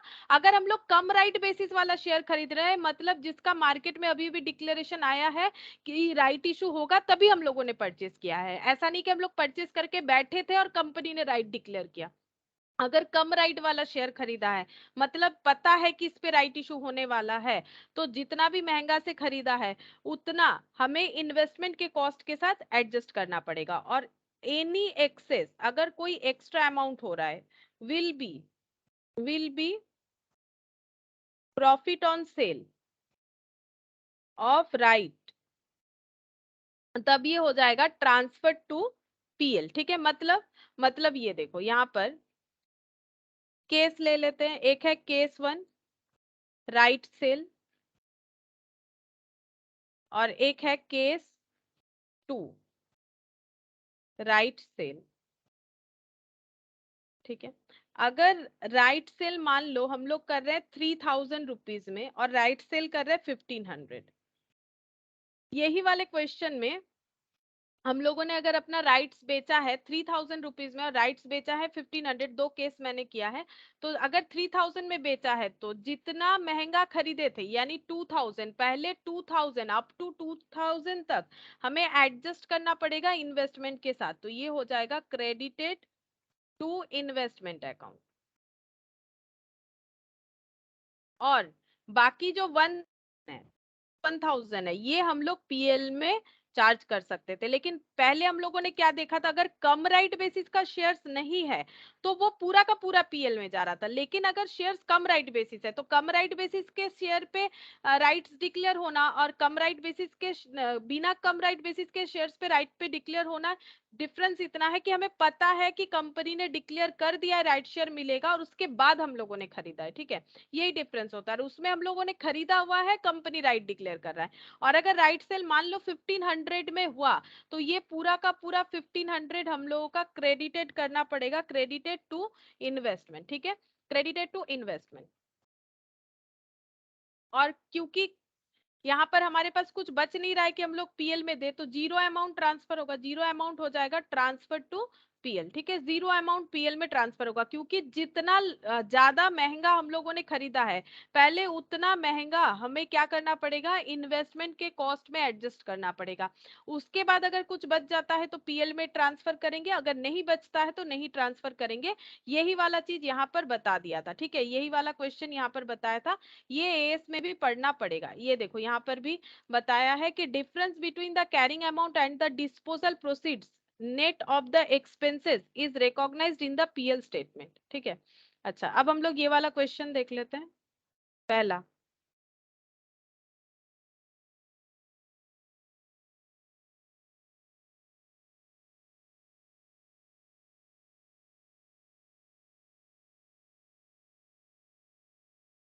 Mister X acquire 200 shares of a company on cum right basis. देखो कम राइट बेसिस का शेयर्स खरीद रखा है, मतलब कंपनी ने डिक्लेयर कर दिया था राइट शेयर इशू करेंगे, उसके बाद इन्होंने खरीदा है 70,000 देके, ठीक है। तो मिस्टर एक्स ने एक्वर किया है। Question number 1, mister X acquire, mister X acquire 200 shares,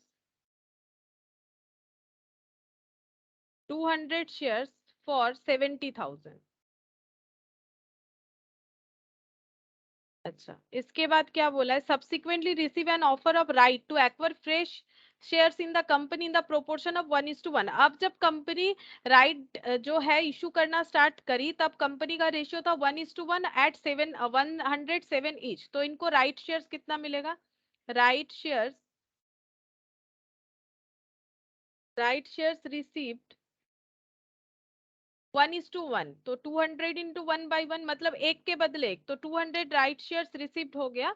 और ये इन्होंने खरीदा है एट द रेट ऑफ 107 से, ठीक है, एट द रेट ऑफ 107 से इनको लेना पड़ेगा अगर ये लेते हैं तो। अब देखते हैं, he does not subscribe but sell all the rights for 12,000। इन्होंने क्या किया, इन्होंने सेल कर दिया, सेल ऑल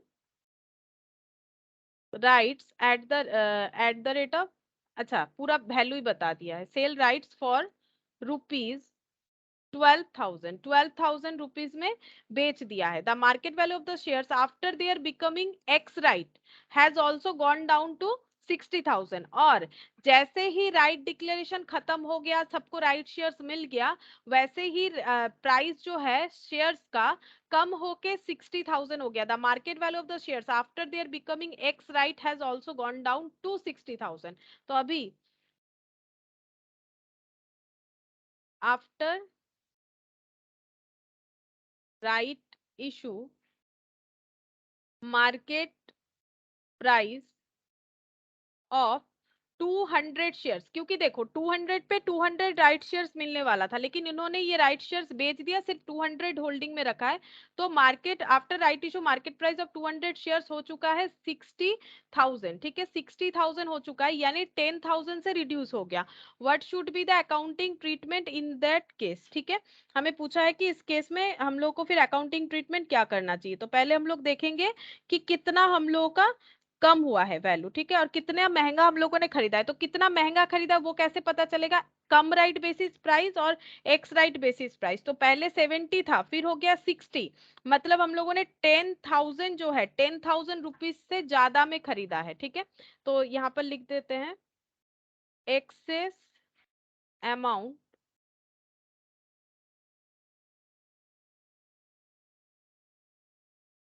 टेन थाउजेंड, ठीक है, 10,000 जो है एक्सेस पे करके खरीदा है, एक्सेस पेड, इतना करके खरीदा था। अब क्या करना पड़ेगा, जब हम लोगों ने बेचा है तो 12,000 में बेचा है, अब हम लोग को क्या करना पड़ेगा, ये 12,000 जो हुआ है sale of right, sale of right से जो 12,000 मिला है इसका 10,000 हम लोगों को इन्वेस्टमेंट में एडजस्ट करना पड़ेगा, एडजस्टेड टू इन्वेस्टमेंट, और जो 2000 है, बाकी जो 2000 है वो कहाँ पर ट्रांसफर होगा, वो पीएल में ट्रांसफर कर सकते हैं, ठीक है, वो पीएल में ट्रांसफर कर सकेंगे।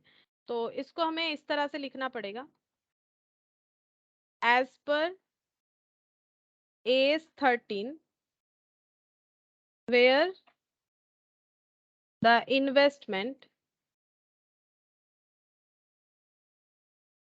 are, ऐसे लिखना ही पड़ेगा क्योंकि जो एएस का क्वेश्चन आता है, क्योंकि सबसे पहले इंटरमीडिएट का जो क्वेश्चन होगा अकाउंट्स में, उसमें सबसे पहले एएस का ही क्वेश्चन आता है, और एएस रिटर्न में ही होता है, लिखना ही पड़ता है। और उसका रूल्स ऐसे है कि एएस का जब भी आंसर लिखना है, हमें एएस का नाम पहले दिखाना पड़ेगा कि अकॉर्डिंग टू दिस एएस क्या बोला गया था, क्या हुआ है, इसीलिए हम लोगों ने ये ट्रीटमेंट किया है। तो 3 पार्ट में आंसर देना पड़ता है, ठीक है। As per AS 13 where the investment are acquired on cum right basis, क्योंकि हम लोगों ने कम राइट बेसिस पे खरीदा है, and the market value of investment, and the market value of investment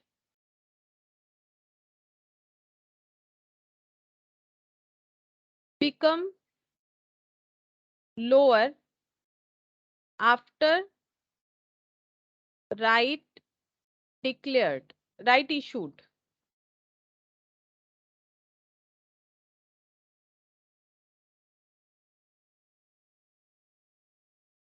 Right issued, market value of investment become lower after the right issued. It may be appropriate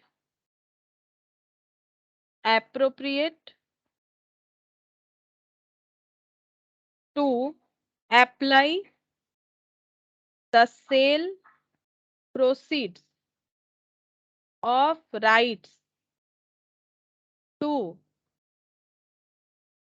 reduce the carrying amount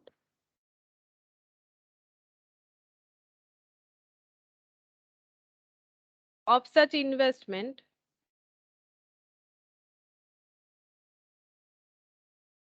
carrying amount मतलब जिस पे हम लोग investment को record करते हैं, इसको बोला जाता है कैरिंग अमाउंट, ठीक है।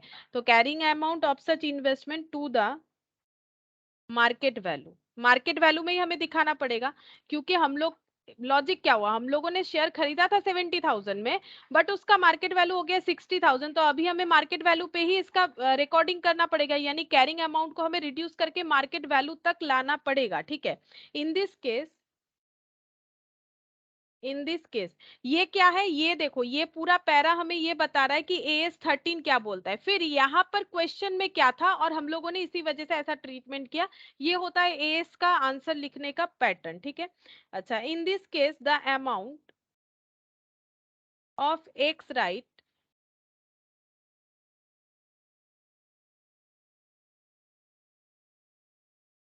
Market value of 200 shares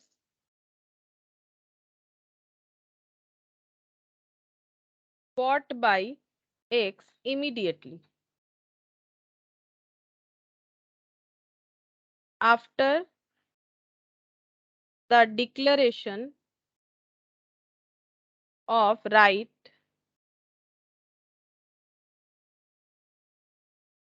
false to ₹60, क्योंकि 60,000 में ये कम हो गया इन दिस केस। फिर नेक्स्ट यहाँ पर लिखेंगे, यहाँ पर क्या हुआ है, ये हम लोगों ने लिखा कि यहाँ पर इंसिडेंट क्या हुआ, कि कितना था और कितना कम हो गया। अब हम लोग इस पे कंक्लूजन लिखेंगे, in this case out of sale proceeds of ₹12,000, ₹10,000 may be applied to reduce the carrying amount। Carrying amount क्या हो जाएगा 60,000, to bring it to the market value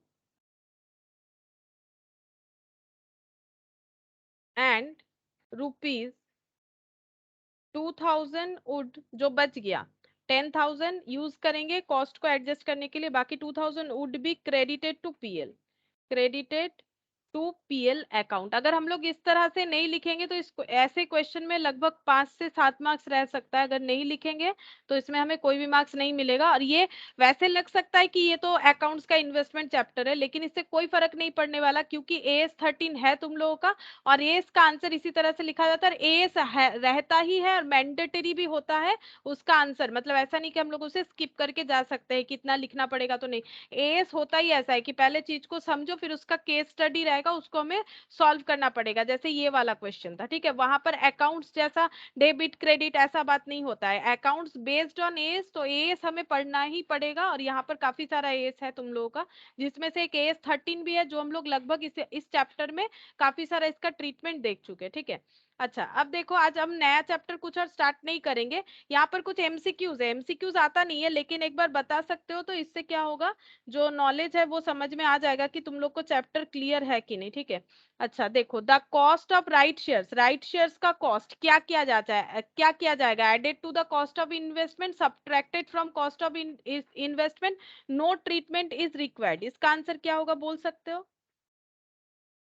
इसका आंसर क्या होगा बोल सकते हो? राइट शेयर्स का कॉस्ट हम लोग क्या करते हैं, राइट शेयर जो हम लोग खरीदते हैं उसके कॉस्ट को हम लोग क्या करते हैं, बता सकते हो क्या होगा? राइट शेयर का कॉस्ट बता सकते हो क्या होगा? राइट शेयर जब खरीदते हैं तो कहां पर लिखते हैं? राइट शेयर जब खरीदते हैं तो हम लोग लिखते हैं, ये देखो, टू बैंक बोल के राइट शेयर अमाउंट कॉलम में लिखा। इसका मतलब हम लोग इन्वेस्टमेंट के कॉस्ट में इसे ऐड कर रहे हैं, ठीक है, इन्वेस्टमेंट के कॉस्ट में इसे ऐड कर रहे हैं। लॉन्ग टर्म इन्वेस्टमेंट को कैसे हम लोग दिखाते हैं, तो इसका मैंने फर्स्ट क्लास में दिखाया था कि लॉन्ग टर्म शॉर्ट टर्म का कैसे उसका ट्रीटमेंट किया जाता है। लॉन्ग टर्म इन्वेस्टमेंट को कैसे दिखाया जाता है, यहाँ पर देखो बता दिया है, और मैंने भी लिखवाया था, ये देखो, लॉन्ग टर्म इन्वेस्टमेंट जो है उसको अदर देन ये रहा, at cost less other than temporary decline, ठीक है, कॉस्ट लेस कर देते हैं अगर कोई टेम्पोररी डिक्लाइन हुआ है तो, ठीक है। मतलब बेसिकली हम लोग कॉस्ट में दिखाते हैं, लेकिन अगर कोई टेम्पोररी डिक्लाइन है तो cost less other than temporary decline, तो टू का बी होना चाहिए, ठीक है, टू का बी होना चाहिए। फिर third, current investment are carried at, current investment को कैसे दिखाया जाता है, कॉस्ट और cost and fair value which ever is less, ठीक है। ये देखो, करेंट इन्वेस्टमेंट को कैसे दिखाया जाता है, ये सब लिखवाया हुआ था, cost and fair value which ever is lower, ठीक है, cost and fair value which ever is lower. Current investment का हो गया ये वाला पॉइंट सी। फोर का देखो क्या बोला है, A limited acquire 2000 equity share of Omega limited on cum right basis, फिर से वही क्वेश्चन पे आ गया, ठीक है, ऐसा केस स्टडी एस में आ जाता है। तो ए लिमिटेड ने एक्वायर किया है 2000 इक्विटी शेयर ओमेगा लिमिटेड का कम राइट बेसिस पे 75 पे, ठीक है। Subsequently omega limited had made a right issue of 1:1, right issue क्या 1:1, मतलब 2000 राइट शेयर्स इसको मिल जाएगा, क्योंकि 1:1 रेशियो है 60 पर शेयर्स, ठीक है। तो एट द रेट ऑफ 60 यानी हो गया 1,20,000, ठीक है, 1,20,000 रुपीज का जो हो जाएगा राइट शेयर्स का वैल्यू, ठीक है, which was subscribe for by A. Total cost of investment at the year and will be, तो इन्वेस्टमेंट का टोटल कॉस्ट कितना हो गया, तो पहले इसके पास 2000 शेयर्स था 75, और इसने क्या किया, कम राइट बेसिस पे खरीदा है। अच्छा, 2000 शेयर्स खरीदा है कम राइट बेसिस पे 75 करके, यानी 1,50,000 रुपीज से शेयर्स खरीदा है कम राइट बेसिस पे। मतलब ये कंपनी जो है ओमेगा लिमिटेड, इसने राइट डिक्लेयर किया था, उसके बाद ए लिमिटेड ने उस कंपनी का 2000 इक्विटी शेयर्स परचेज किया 75 करके, यानी 1,50,000 करके। उसके बाद subsequently omega limited made a right issue of 1:1, मतलब इसके पास 2000 राइट शेयर्स आ गया एट 60 पर शेयर्स, और एक एक शेयर्स का वैल्यू रखा गया था 60, मतलब अगर खरीदना है तो 60 रुपीज से खरीदना है, यानी 1,20,000, और इन्होंने पूरा ही सब्सक्राइब किया है, मतलब राइट शेयर्स खरीद लिया। अब इनका टोटल इन्वेस्टमेंट का कॉस्ट कितना हो जाएगा, 1,50,000 और 1,20,000, तो ये टोटल करके हो जाता है 2,70,000। तो 4 का आंसर हो जाएगा ए, इसका मतलब फोर्थ नंबर वाले का आंसर ए होगा, ठीक है। तो ऐसा भी हमें केस स्टडी दे सकता है कि ऐसा क्वेश्चन दे दिया और इसको क्या करना है। नेक्स्ट क्या बोला है, cost of investment includes, cost of investment में क्या इंक्लूड होता है, परचेस कॉस्ट, हाँ होता है, ब्रोकरेज स्टैम्प ड्यूटी ये भी होता है, तो सी होगा, आंसर सी होगा, बोथ ए एंड बी, 5 का बोथ ए एंड बी होगा। 6 में देखो, एक current investment is an investment that is readily realisable. Current investment का मतलब जो कि कभी भी हम लोग सेल करके पैसा रिकवर कर सकते हैं, या फिर that is intended to be held for not more than 1 year. तो करंट इन्वेस्टमेंट है तो ऑब्वियसली वो 1 ईयर से ज्यादा हेल्ड नहीं कर सकते। आगे पढ़ लेते, from the date on which such investment is made, जिस दिन इन्वेस्टमेंट किए उससे 12 मंथ्स के अंदर, 12 मंथ से ज्यादा हम लोग होल्ड नहीं करेंगे, करेंगे तो फिर वो करंट नहीं रहेगा। तो करंट इन्वेस्टमेंट का मतलब ये भी है, ये भी है। तो ये हो जाएगा बोथ ए एंड बी। ठीक है, क्वेश्चन नंबर सी का 6 का हो जाएगा ऑप्शन सी। ठीक है, 7 का देखो, all the following are fixed income bearing securities except, सारा का सारा फिक्स्ड इनकम बियरिंग सिक्योरिटीज है, कौन सा नहीं? डिवेंचर फिक्स्ड होता है, गवर्नमेंट बॉन्ड फिक्स्ड होता है, इक्विटी शेयर ऐसा है जो कि फिक्स्ड नहीं है, क्योंकि इस पे डिविडेंड जो है वो हर बार अलग अलग हो सकता है। तो 7 का हो जाएगा बी। 8 का देखो, if there is other than temporary decline in the value of long term investment, अगर लॉन्ग टर्म इन्वेस्टमेंट में टेम्पोररी डिक्लाइन के अलावा अगर कुछ और है तो उसका कैरिंग अमाउंट क्या होगा? Carrying amount is reduce to the recognised decline, the reduction in carrying amount is charge to profit and loss account, both A and B. ठीक है, तो इसमें बोथ ए एंड बी होगा। अगर हम लोगों का जो लॉन्ग टर्म इन्वेस्टमेंट है उसको कैसे रिकॉर्ड किया जाता है, अभी अभी हम लोगों ने देखा कि लॉन्ग टर्म इन्वेस्टमेंट को रिकॉर्ड करना पड़ता है कुछ इस तरह से, cost less other than temporary decline. ठीक है, टेम्पोररी डिक्लाइन के अलावा अगर कोई रीजन है डिक्लाइन होने का तो वो लेस किया जाता है। तो यहाँ पर क्या बोला है? Other than temporary decline, if there is other than temporary decline, मतलब सच में अगर टेम्पोररी डिक्लाइन के अलावा और कोई अलग कंडीशन है तो हम लोग इन्वेस्टमेंट को कैसे रिकॉर्ड कर सकते हैं? या तो कैरिंग अमाउंट हमारा क्या हो सकता है? Carrying amount is reduce to the recognise decline, जिस वजह से डिक्लाइन हुआ है उतना लेस करके हम लोग दिखा देंगे जो भी हमारा वैल्यू है, या फिर the reduction in carrying amount is charge to profit and loss account, या फिर कैरिंग अमाउंट जितना, और इसके साथ साथ देखो ये दो चीज एक साथ होगा। एक तो हम लोगों ने देखा कि हम लोगों का जो लॉन्ग टर्म इन्वेस्टमेंट है, मान लो 100 रुपए का था, ठीक है, टेम्पोररी डिक्लाइन नहीं है, किसी और वजह से इसका वैल्यू 10 रुपए कम हो गया, तो इसका कैरिंग अमाउंट 90 रुपीज होगा। यही बोल रहा है, carrying amount is reduce to the recognise decline, हमें कैरिंग अमाउंट को उतने से रिड्यूस करना पड़ेगा जितना मतलब अदर देन क्या बोलते हैं, टेम्पोररी डिक्लाइन के अलावा जो भी रीजन से ये डिक्लाइन हुआ है, कम हुआ है, तो 10 रुपीज से अगर कम हुआ है तो उतने से कम करेंगे, कैरिंग अमाउंट हो जाएगा बचा हुआ वैल्यू। और रिडक्शन इन कैरिंग अमाउंट, जितना रिडक्शन हुआ ये हमारा कहां पर जाएगा? पीएल में चला जाएगा। ठीक है, ये दोनों एक साथ होगा, तो बोथ ए एंड बी, ऐसे केस एक साथ होंगे, तो ये हो गया बोथ ए एंड बी 8 का। अच्छा, 9 का देखो, if investment is acquired bye issue of shares the acquisition cost of the investment, अगर हम लोग इन्वेस्टमेंट को खरीद रहे हैं बाय इशू ऑफ शेयर्स, तो the acquisition cost of the investment कैसे डिसाइड किया जाएगा? Amount paid for acquisition, fair value of securities issued, market price of securities. बोल रहा है कि अगर हम लोग कोई इन्वेस्टमेंट एक्वर्ड कर रहे हैं शेयर इशू करके, तो फिर अमाउंट पेड तो कर नहीं रहे हैं, शेयर के बदले इन्वेस्टमेंट ले रहे हैं, तो इसमें ये दोनों में से कोई एक होना चाहिए। तो हम लोगों को इन्वेस्टमेंट का वैल्यू कैसे सोचे, क्योंकि इन्वेस्टमेंट को तो कुछ पैसा देके खरीद नहीं रहे हैं, तो इन्वेस्टमेंट का वैल्यू क्या होगा? कॉस्ट ऑफ इन्वेस्टमेंट क्या बोलेंगे? तो वो बोलेंगे जो सिक्योरिटीज हम लोगों ने उसके बदले इशू किया है उसके फेयर वैल्यू पे रिकॉर्ड करना पड़ता है। ठीक है, fair value of securities issued, ये फर्स्ट जब क्लास ये चल रहा था इन्वेस्टमेंट का, तब हम लोगों ने वहां पर जो है पूरा उसका मतलब एक एक जो है स्ट्रक्चर बना के देखा था कि कब कैसे रिकॉर्ड किया जाता है, ये लिखा हुआ है हम लोग का।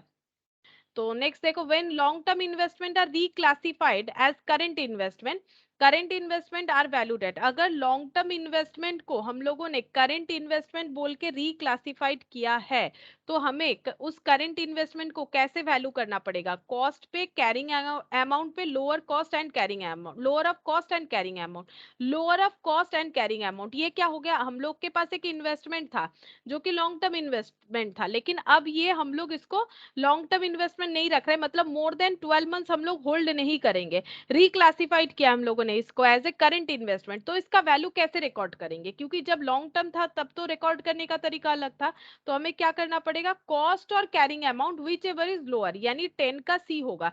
ये देखो यहाँ पर लिखा हुआ है रिक्लासिफाइड अगर करते हैं करेंट इन्वेस्टमेंट को लॉन्ग टर्म में, लॉन्ग टर्म को करेंट में, हम लोग का क्वेश्चन ये था अगर लॉन्ग टर्म इन्वेस्टमेंट को करेंट इन्वेस्टमेंट हम लोग रिक्लासिफाइड करते हैं तो कॉस्ट और carrying amount which ever is lower, और अगर करेंट इन्वेस्टमेंट को हम लोग लॉन्ग टर्म इन्वेस्टमेंट में रिक्लासिफाइड मतलब सोचा, मतलब इसको क्लासिफिकेशन किया था करेंट बोल के, लेकिन अब बोल रही ये लॉन्ग टर्म है, मोर देन 12 मंथ्स होल्ड करना है, तो इसका वैल्यू कैसे होगा, कॉस्ट एंड फेयर वैल्यू, दोनों में ही कॉस्ट आ रहा है लेकिन डिफरेंस क्या है, इसमें फेयर वैल्यू, इसमें कैरिंग अमाउंट, कॉस्ट और fair value which ever is lower, यहाँ पर कॉस्ट और carrying amount which ever is lower, ठीक है। तो ये हम लोग को थोड़ा सा याद रखना है, ये हो गया। अच्छा, नेक्स्ट देखते हैं क्वेश्चन नंबर 8, नहीं 8 तो हो गया, if the investment is acquired by issue of shares, ये 9 10 10 हो गया, चलो 11, ये 10 हो गया, if the investment is acquired, हाँ 11 देखो क्या बोल रहा है, Violet Limited held shares in Omega Limited Company for from 1/4/2001 onwards as investment for long-term purpose. Now it wants to reclassify investment of cost of 50,000 out of these shares as current investment, having carrying value 45,000. Fair value on that date of transfer is 48,000. These reclassified shares would be valued on the date of transfer. मतलब अभी अभी हम लोगों ने जो भी concept देखा उसके हिसाब से बोल रहा है कि Violet Limited held shares in Omega Limited, Omega Limited का शेयर होल्ड करके रखा है 1/4/2001 से, कौन, वायलेट लिमिटेड, और as a investment for long term purpose, और इन्होंने ये इन्वेस्टमेंट खरीदा था लॉन्ग टर्म पर्पस के लिए। Now it wants to reclassify the investment of cost of 50,000, मतलब जो खरीदा था लॉन्ग टर्म इन्वेस्टमेंट सोच के वो 50,000 का था, out of this shares as current investment having carrying value of 45,000। अब ये लोग क्या चाह रहे हैं, ये लोग इसको रिक्लासिफाई करना चाह रहे हैं out of this shares as current investment, इसमें से इन लोगों ने ये लॉन्ग टर्म इन्वेस्टमेंट को अब रिक्लासिफाई करने का सोच रखा है करेंट इन्वेस्टमेंट में, और उस हिसाब से इन्होंने कैरिंग वैल्यू लगा रखा है 45,000, कैरिंग वैल्यू बोला है 45,000 होना चाहिए। The fair value on date of transfer 48,000, fair value है इस रिक्लासिफिकेशन के टाइम पे 48,000। This reclassification shares would be valued on that date, मतलब लॉन्ग टर्म से हो रहा है शॉर्ट टर्म, अगर लॉन्ग टर्म से शॉर्ट टर्म होता है तो रूल्स क्या है देखो, अगर लॉन्ग टर्म से शॉर्ट टर्म होगा तो वैल्यूएशन ऑफ एट कॉस्ट और carrying amount which ever is lower, तो क्या होना चाहिए, cost and carrying amount which ever is lower, तो चेक करते हैं।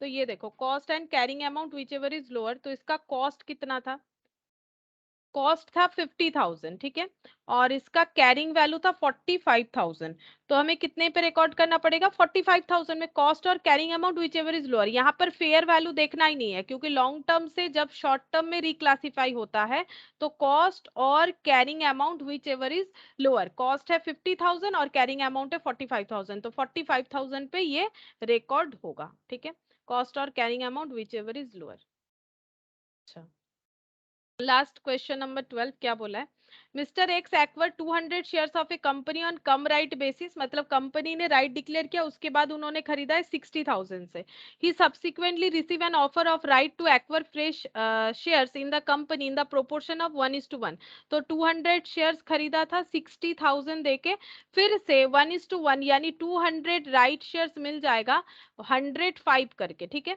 तो 200 इंटू 105 कितना हो जाता है, पहले ये चेक करते हैं, 200 इंटू 105, तो ये हो गया 21,000, ठीक है, ये हो जाएगा 21,000। अच्छा, अब क्या बोल रहा है, he does not subscribe but sells the right for 5,000, इन्होंने ये राइट सब्सक्राइब नहीं किया और इसको बेच दिया है 5,000 में, the market value of such shares after becoming ex right has also gone down, it would be appropriate to, कितने से कम हुआ है ये नहीं बोला है, कितने से कम हुआ है ये नहीं बोला है कि हम लोगों ने जो शेयर्स खरीदा था वो कितने से कम हुआ है, बोला है कि कम हो गया है और 5,000 में बेच दिया है, ठीक है, तो हमें क्या करना पड़ेगा, हमें 5,000 रुपए, अगर हम पहले हमें इन्वेस्टमेंट में एडजस्ट करना पड़ेगा, और अगर कुछ बचेगा, अगर कुछ बचेगा, क्योंकि कितना बच रहा है वो हमें नहीं पता है, क्योंकि देखो कम राइट बेसिस क्वेश्चन में ये लैंग्वेज तभी रेलिवेंट होगा सिर्फ और सिर्फ तभी रेलिवेंट होगा अगर हमें बिफोर मतलब बिफोर राइट इशू बता दे प्राइस कितना था, मतलब cum right and ex right, cum right and ex right अगर दोनों प्राइस हमें नहीं बताया जाएगा तो हम लोग कैसे पता करेंगे कि कितना महंगा खरीद लिया। 60,000 से खरीदा था, महंगा तो खरीद लिया, बट कितना महंगा खरीदा है, जब तक एक्स राइट मतलब डिक्लेरेशन के बाद का प्राइस हमें नहीं बताएगा तब तक हम लोग ये नहीं बोल सकते से कितने से महंगा खरीदा।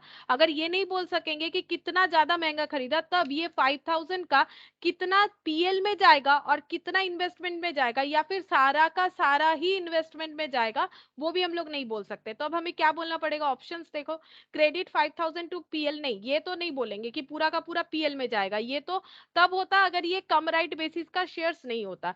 Reduce the carrying amount of investment by 5,000 ये एक बोला है, दूसरा add 5,000 to the carrying amount of investment, नहीं हमें क्या करना पड़ेगा, ऐड थोड़ी ना होगा, हमें अपने इन्वेस्टमेंट के वैल्यू को उतने से कम करना पड़ेगा जितना हम लोगों ने सेल कंसीडरेशन लिया है, तो 5,000 से कम करना पड़ेगा। और अगर हमारा मान मान लो अगर क्वेश्चन यहाँ पर 60,000 दिया है और ये वाला क्या था, ये अगर खरीदते तब 21,000 देना था तब तो कोई प्रॉब्लम नहीं था, लेकिन अगर बेचा है, अगर मान लो हम लोगों ने बेचा है ये वाला सपोज 70,000 में, ठीक है 70,000 में बेच दिया है, तो इसका मतलब सॉरी 70,000 में बोल रहे हैं हम लोगों ने, तो बेचा है 5,000 में। अगर मान लो एक्स राइट प्राइस, ये कम राइट प्राइस था, अगर एक्स राइट प्राइस हो जाता है यहाँ पर 70,000, ठीक है सॉरी कम होना चाहिए, अगर हो जाता है 50,000 तो 10,000 का हम लोग का लॉस है। तो हम लोगों ने तो सेल किया है 5,000 से ही, ठीक है, तो पूरा का पूरा 5,000 ही एडजस्ट करना पड़ेगा, पूरा का पूरा 5,000 ही एडजस्ट करना पड़ेगा। और अगर मान लो ऐसा होता है 55,000 होता है एक्स राइट प्राइस, तो ये जो 5,000 होता ये पूरा ये 5,000 को एडजस्ट कर देता, मतलब जो लॉस है वो 5,000 होगा। अगर 50,000 एक्स राइट प्राइस होता है देन लॉस कितना होता है, लॉस हो गया 5,000, हम लोगों ने 5,000 महंगा खरीदा।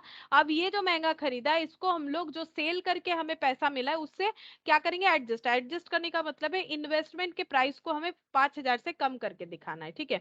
अगर 55,000 होता है तो अगर यही 50,000 होता है तो लॉस कितना हो रहा है, लॉस हो जाएगा 10,000, तब भी हम लोगों को पूरा 5,000 ही हमें इन्वेस्टमेंट के इसमें एडजस्ट करना पड़ेगा। अगर मान लो हम लोगों ने इसको बेच दिया था 58,000 में तो लॉस कितना हुआ होगा, लॉस होगा सॉरी एक्स राइट प्राइस मान लो हो गया 58,000 तो लॉस हुआ देन 2,000, और हम लोगों ने बेचा है 5,000 में, अगर ऐसा होता तो 2,000 चला जाता हम लोगों का 2,000 चला जाता एडजस्टमेंट के लिए, बाकी 3,000 हम लोग ट्रांसफर कर सकते थे पीएल में, ठीक है, बाकी 3,000 हम लोग ट्रांसफर कर सकते थे पीएल में। तो इसमें भी मैंने देखो 3 केस बता दिया, अगर हम लोगों का जो एक्स राइट प्राइस है वो कितना मतलब है और कम राइट प्राइस कितना है, अगर इसका डिफरेंस नहीं है क्वेश्चन में तो हम लोग यही लिखेंगे कि हमें अपना कॉस्ट को रिड्यूस करना है पूरे उस अमाउंट से, ये तभी लिखना है अगर क्वेश्चन में कम राइट बेसिस दिया है। कम राइट बेसिस मतलब हमें जब पता चला कि कंपनी राइट शेयर डिक्लेयर करने वाली है तब हम लोगों ने खरीदा, पहले से खरीद के नहीं रखा था और कंपनी ने बाद में डिक्लेयर किया, ऐसा नहीं है कंडीशन, ठीक है, ऐसा नहीं है। और ये रिक्लासिफिकेशन एक बार पढ़ना है जरूर क्योंकि क्वेश्चन में भी मैंने बताया, ये देखो रिक्लासिफिकेशन है, इसका यूज जो है एएस में होगा, यहाँ क्वेश्चन में नहीं दिख रहा होगा तुम लोगों को ऑब्वियसली, बट इसको एएस में यूज करना पड़ेगा, तब हम थोड़ा कम बताएंगे, अभी इतना बता दे रहे हैं एएस में, तब हम लोग ये सारा पॉइंट जो है वो थोड़ा सा बताने से तुम लोग को समझ में आ जाएगा क्योंकि अभी एक बार बता दे रहे हैं। अच्छा, नेक्स्ट यहाँ पर ये जो क्वेश्चन था जहां पर कम राइट बेसिस था वो भी एक बार मुझे बोलना है कि कम राइट बेसिस का क्या था यहाँ पर, ये देखो, ये देखो कम, ये कम इंटरेस्ट है, कम राइट वाला क्वेश्चन मुझे दिख नहीं रहा है कहाँ चला गया, पहला वाला ही था शायद, एक बार देख लेते हैं ध्यान से, ये रहा कम राइट बेसिस, ठीक है। अब तुम लोग का ये क्वेश्चन होना चाहिए, क्वेश्चन ये होना चाहिए कि कम राइट बेसिस पे था तब जब इन्होंने अपना राइट सेल कर दिया, क्योंकि देखो यहाँ पर इन्होंने राइट जब इशू हुआ उसके बाद इन्होंने rights to the extent of 20% बेच दिया और बाकी राइट सब्सक्राइब किया, तब हम लोगों ने यहाँ पर उस तरह का ट्रीटमेंट क्यों नहीं किया कि जितना हम लोगों का लॉस हुआ एक्स राइट और कम राइट पे हम लोग उसको एडजस्ट करेंगे इन्वेस्टमेंट के कॉस्ट के साथ बाकी पीएल में, लेकिन इस क्वेश्चन में 22 अगस्त को जो राइट शेयर सेल हो गए वो पूरा का पूरा पीएल में चार्ज कर दिया, तब यहाँ पर हम लोगों ने वो एक्सेप्शन क्यों नहीं लगाया जो आज सीखा। उसका रीजन यही है, कम राइट तो बोला बट एक्स राइट प्राइस नहीं बोला था। अगर हमें क्वेश्चन एक्स राइट प्राइस नहीं बोलेगा तो ये हम लोग के लिए जस्ट एक लैंग्वेज ही रह जाएगा क्वेश्चन में, हम लोग इसका कुछ अलग से ट्रीटमेंट नहीं कर पाएंगे, मतलब वैल्यू के हिसाब से ट्रीटमेंट नहीं कर पाएंगे कि कितना क्वांटिटी पीएल में दे, मतलब कितना अमाउंट पीएल में ट्रांसफर करें और कितना अमाउंट हम लोग इन्वेस्टमेंट से रिड्यूस करें, क्योंकि हमारे लिए जो मतलब एक्स राइट प्राइस है वो हमारे लिए मिसिंग है। तब हमारा तो ट्रीटमेंट ये हो जाएगा, तब तो हम लोग का ट्रीटमेंट मतलब फिर ऐसे लैंग्वेज में लिखना पड़ेगा। अभी जो लास्ट वाला क्वेश्चन देखे तब ये ऐसे लैंग्वेज में लिखना पड़ेगा कि क्या होगा, ठीक है। तो अगर हमें क्वेश्चन में रूल्स क्या है, कम राइट बता दिया, लेकिन अगर एक्स राइट नहीं बताएगा तो इन दैट केस जितने भी राइट शेयर सेल होंगे पूरा का पूरा ट्रांसफर जो है हम लोग का हो जाएगा यहाँ पर इसके तरह पीएल में हो जाएगा, ठीक है, पूरा का पूरा पीएल में हो जाएगा। नो एडजस्टमेंट इज रिक्वायर्ड, कोई भी एडजस्टमेंट का जरूरत नहीं होगा। लेकिन अगर क्वेश्चन एक्स और कम राइट बता देता है, मैंने इसीलिए बताया, मान लो क्वेश्चन घुमा के इसमें ही दे दिया एक्स राइट और कम राइट दोनों प्राइस, तब तुम लोग को क्या ट्रीटमेंट करना पड़ेगा, तब तुम लोग को देखना पड़ेगा इसमें से कितना अमाउंट पीएल में जाएगा, जाएगा भी कि नहीं, और कितना इन्वेस्टमेंट के साथ एडजस्ट होगा, वो चीज देखना पड़ेगा। बाकी क्वेश्चन ऐसा नॉर्मली क्वेश्चन के अंदर ऐसा देखने में तो मुझे कभी नहीं दिखा है, ठीक है।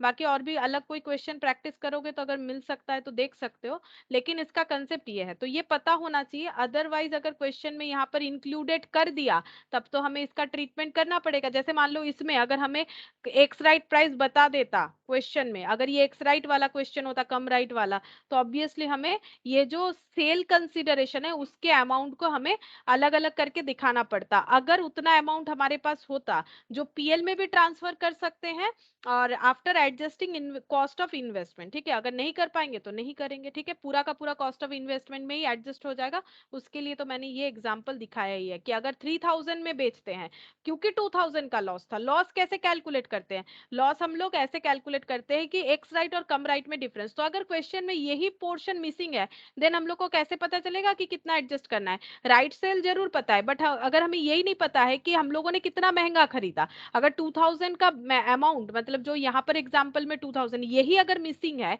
तो हम लोग ये क्या करेंगे, तब हम लोग ये इस तरह से अपोर्शन कर भी नहीं सकते। अब यहाँ पर देखो, अगर 2000 में हम लोगों ने 2000 महंगा खरीदा था और 3000 में उसी चीज को बेचा जिस चीज के लिए हम लोगों ने महंगा खरीदा था 2000 से, तो 2000 से हमारे कॉस्ट को रिड्यूस करेंगे, इन्वेस्टमेंट के कॉस्ट को जितना महंगा खरीदा था, और बाकी जो बचेगा वो पीएल में देंगे अगर बचता है, तो अगर नहीं बचता है तो zero amount transfer to PL हो जाएगा, ठीक है। तो ये हो गया हम लोगों का इन्वेस्टमेंट का लास्ट कंसेप्ट था, तो ये हम लोग का कंप्लीट हो गया। आज और नया कुछ नहीं करेंगे, नेक्स्ट क्लास में नया कोई चैप्टर स्टार्ट करेंगे, कोई अभी करके पूरा कंप्लीट भी नहीं होगा, तो नेक्स्ट क्लास में कोई नया चैप्टर स्टार्ट करेंगे। आज इतना ही करते हैं।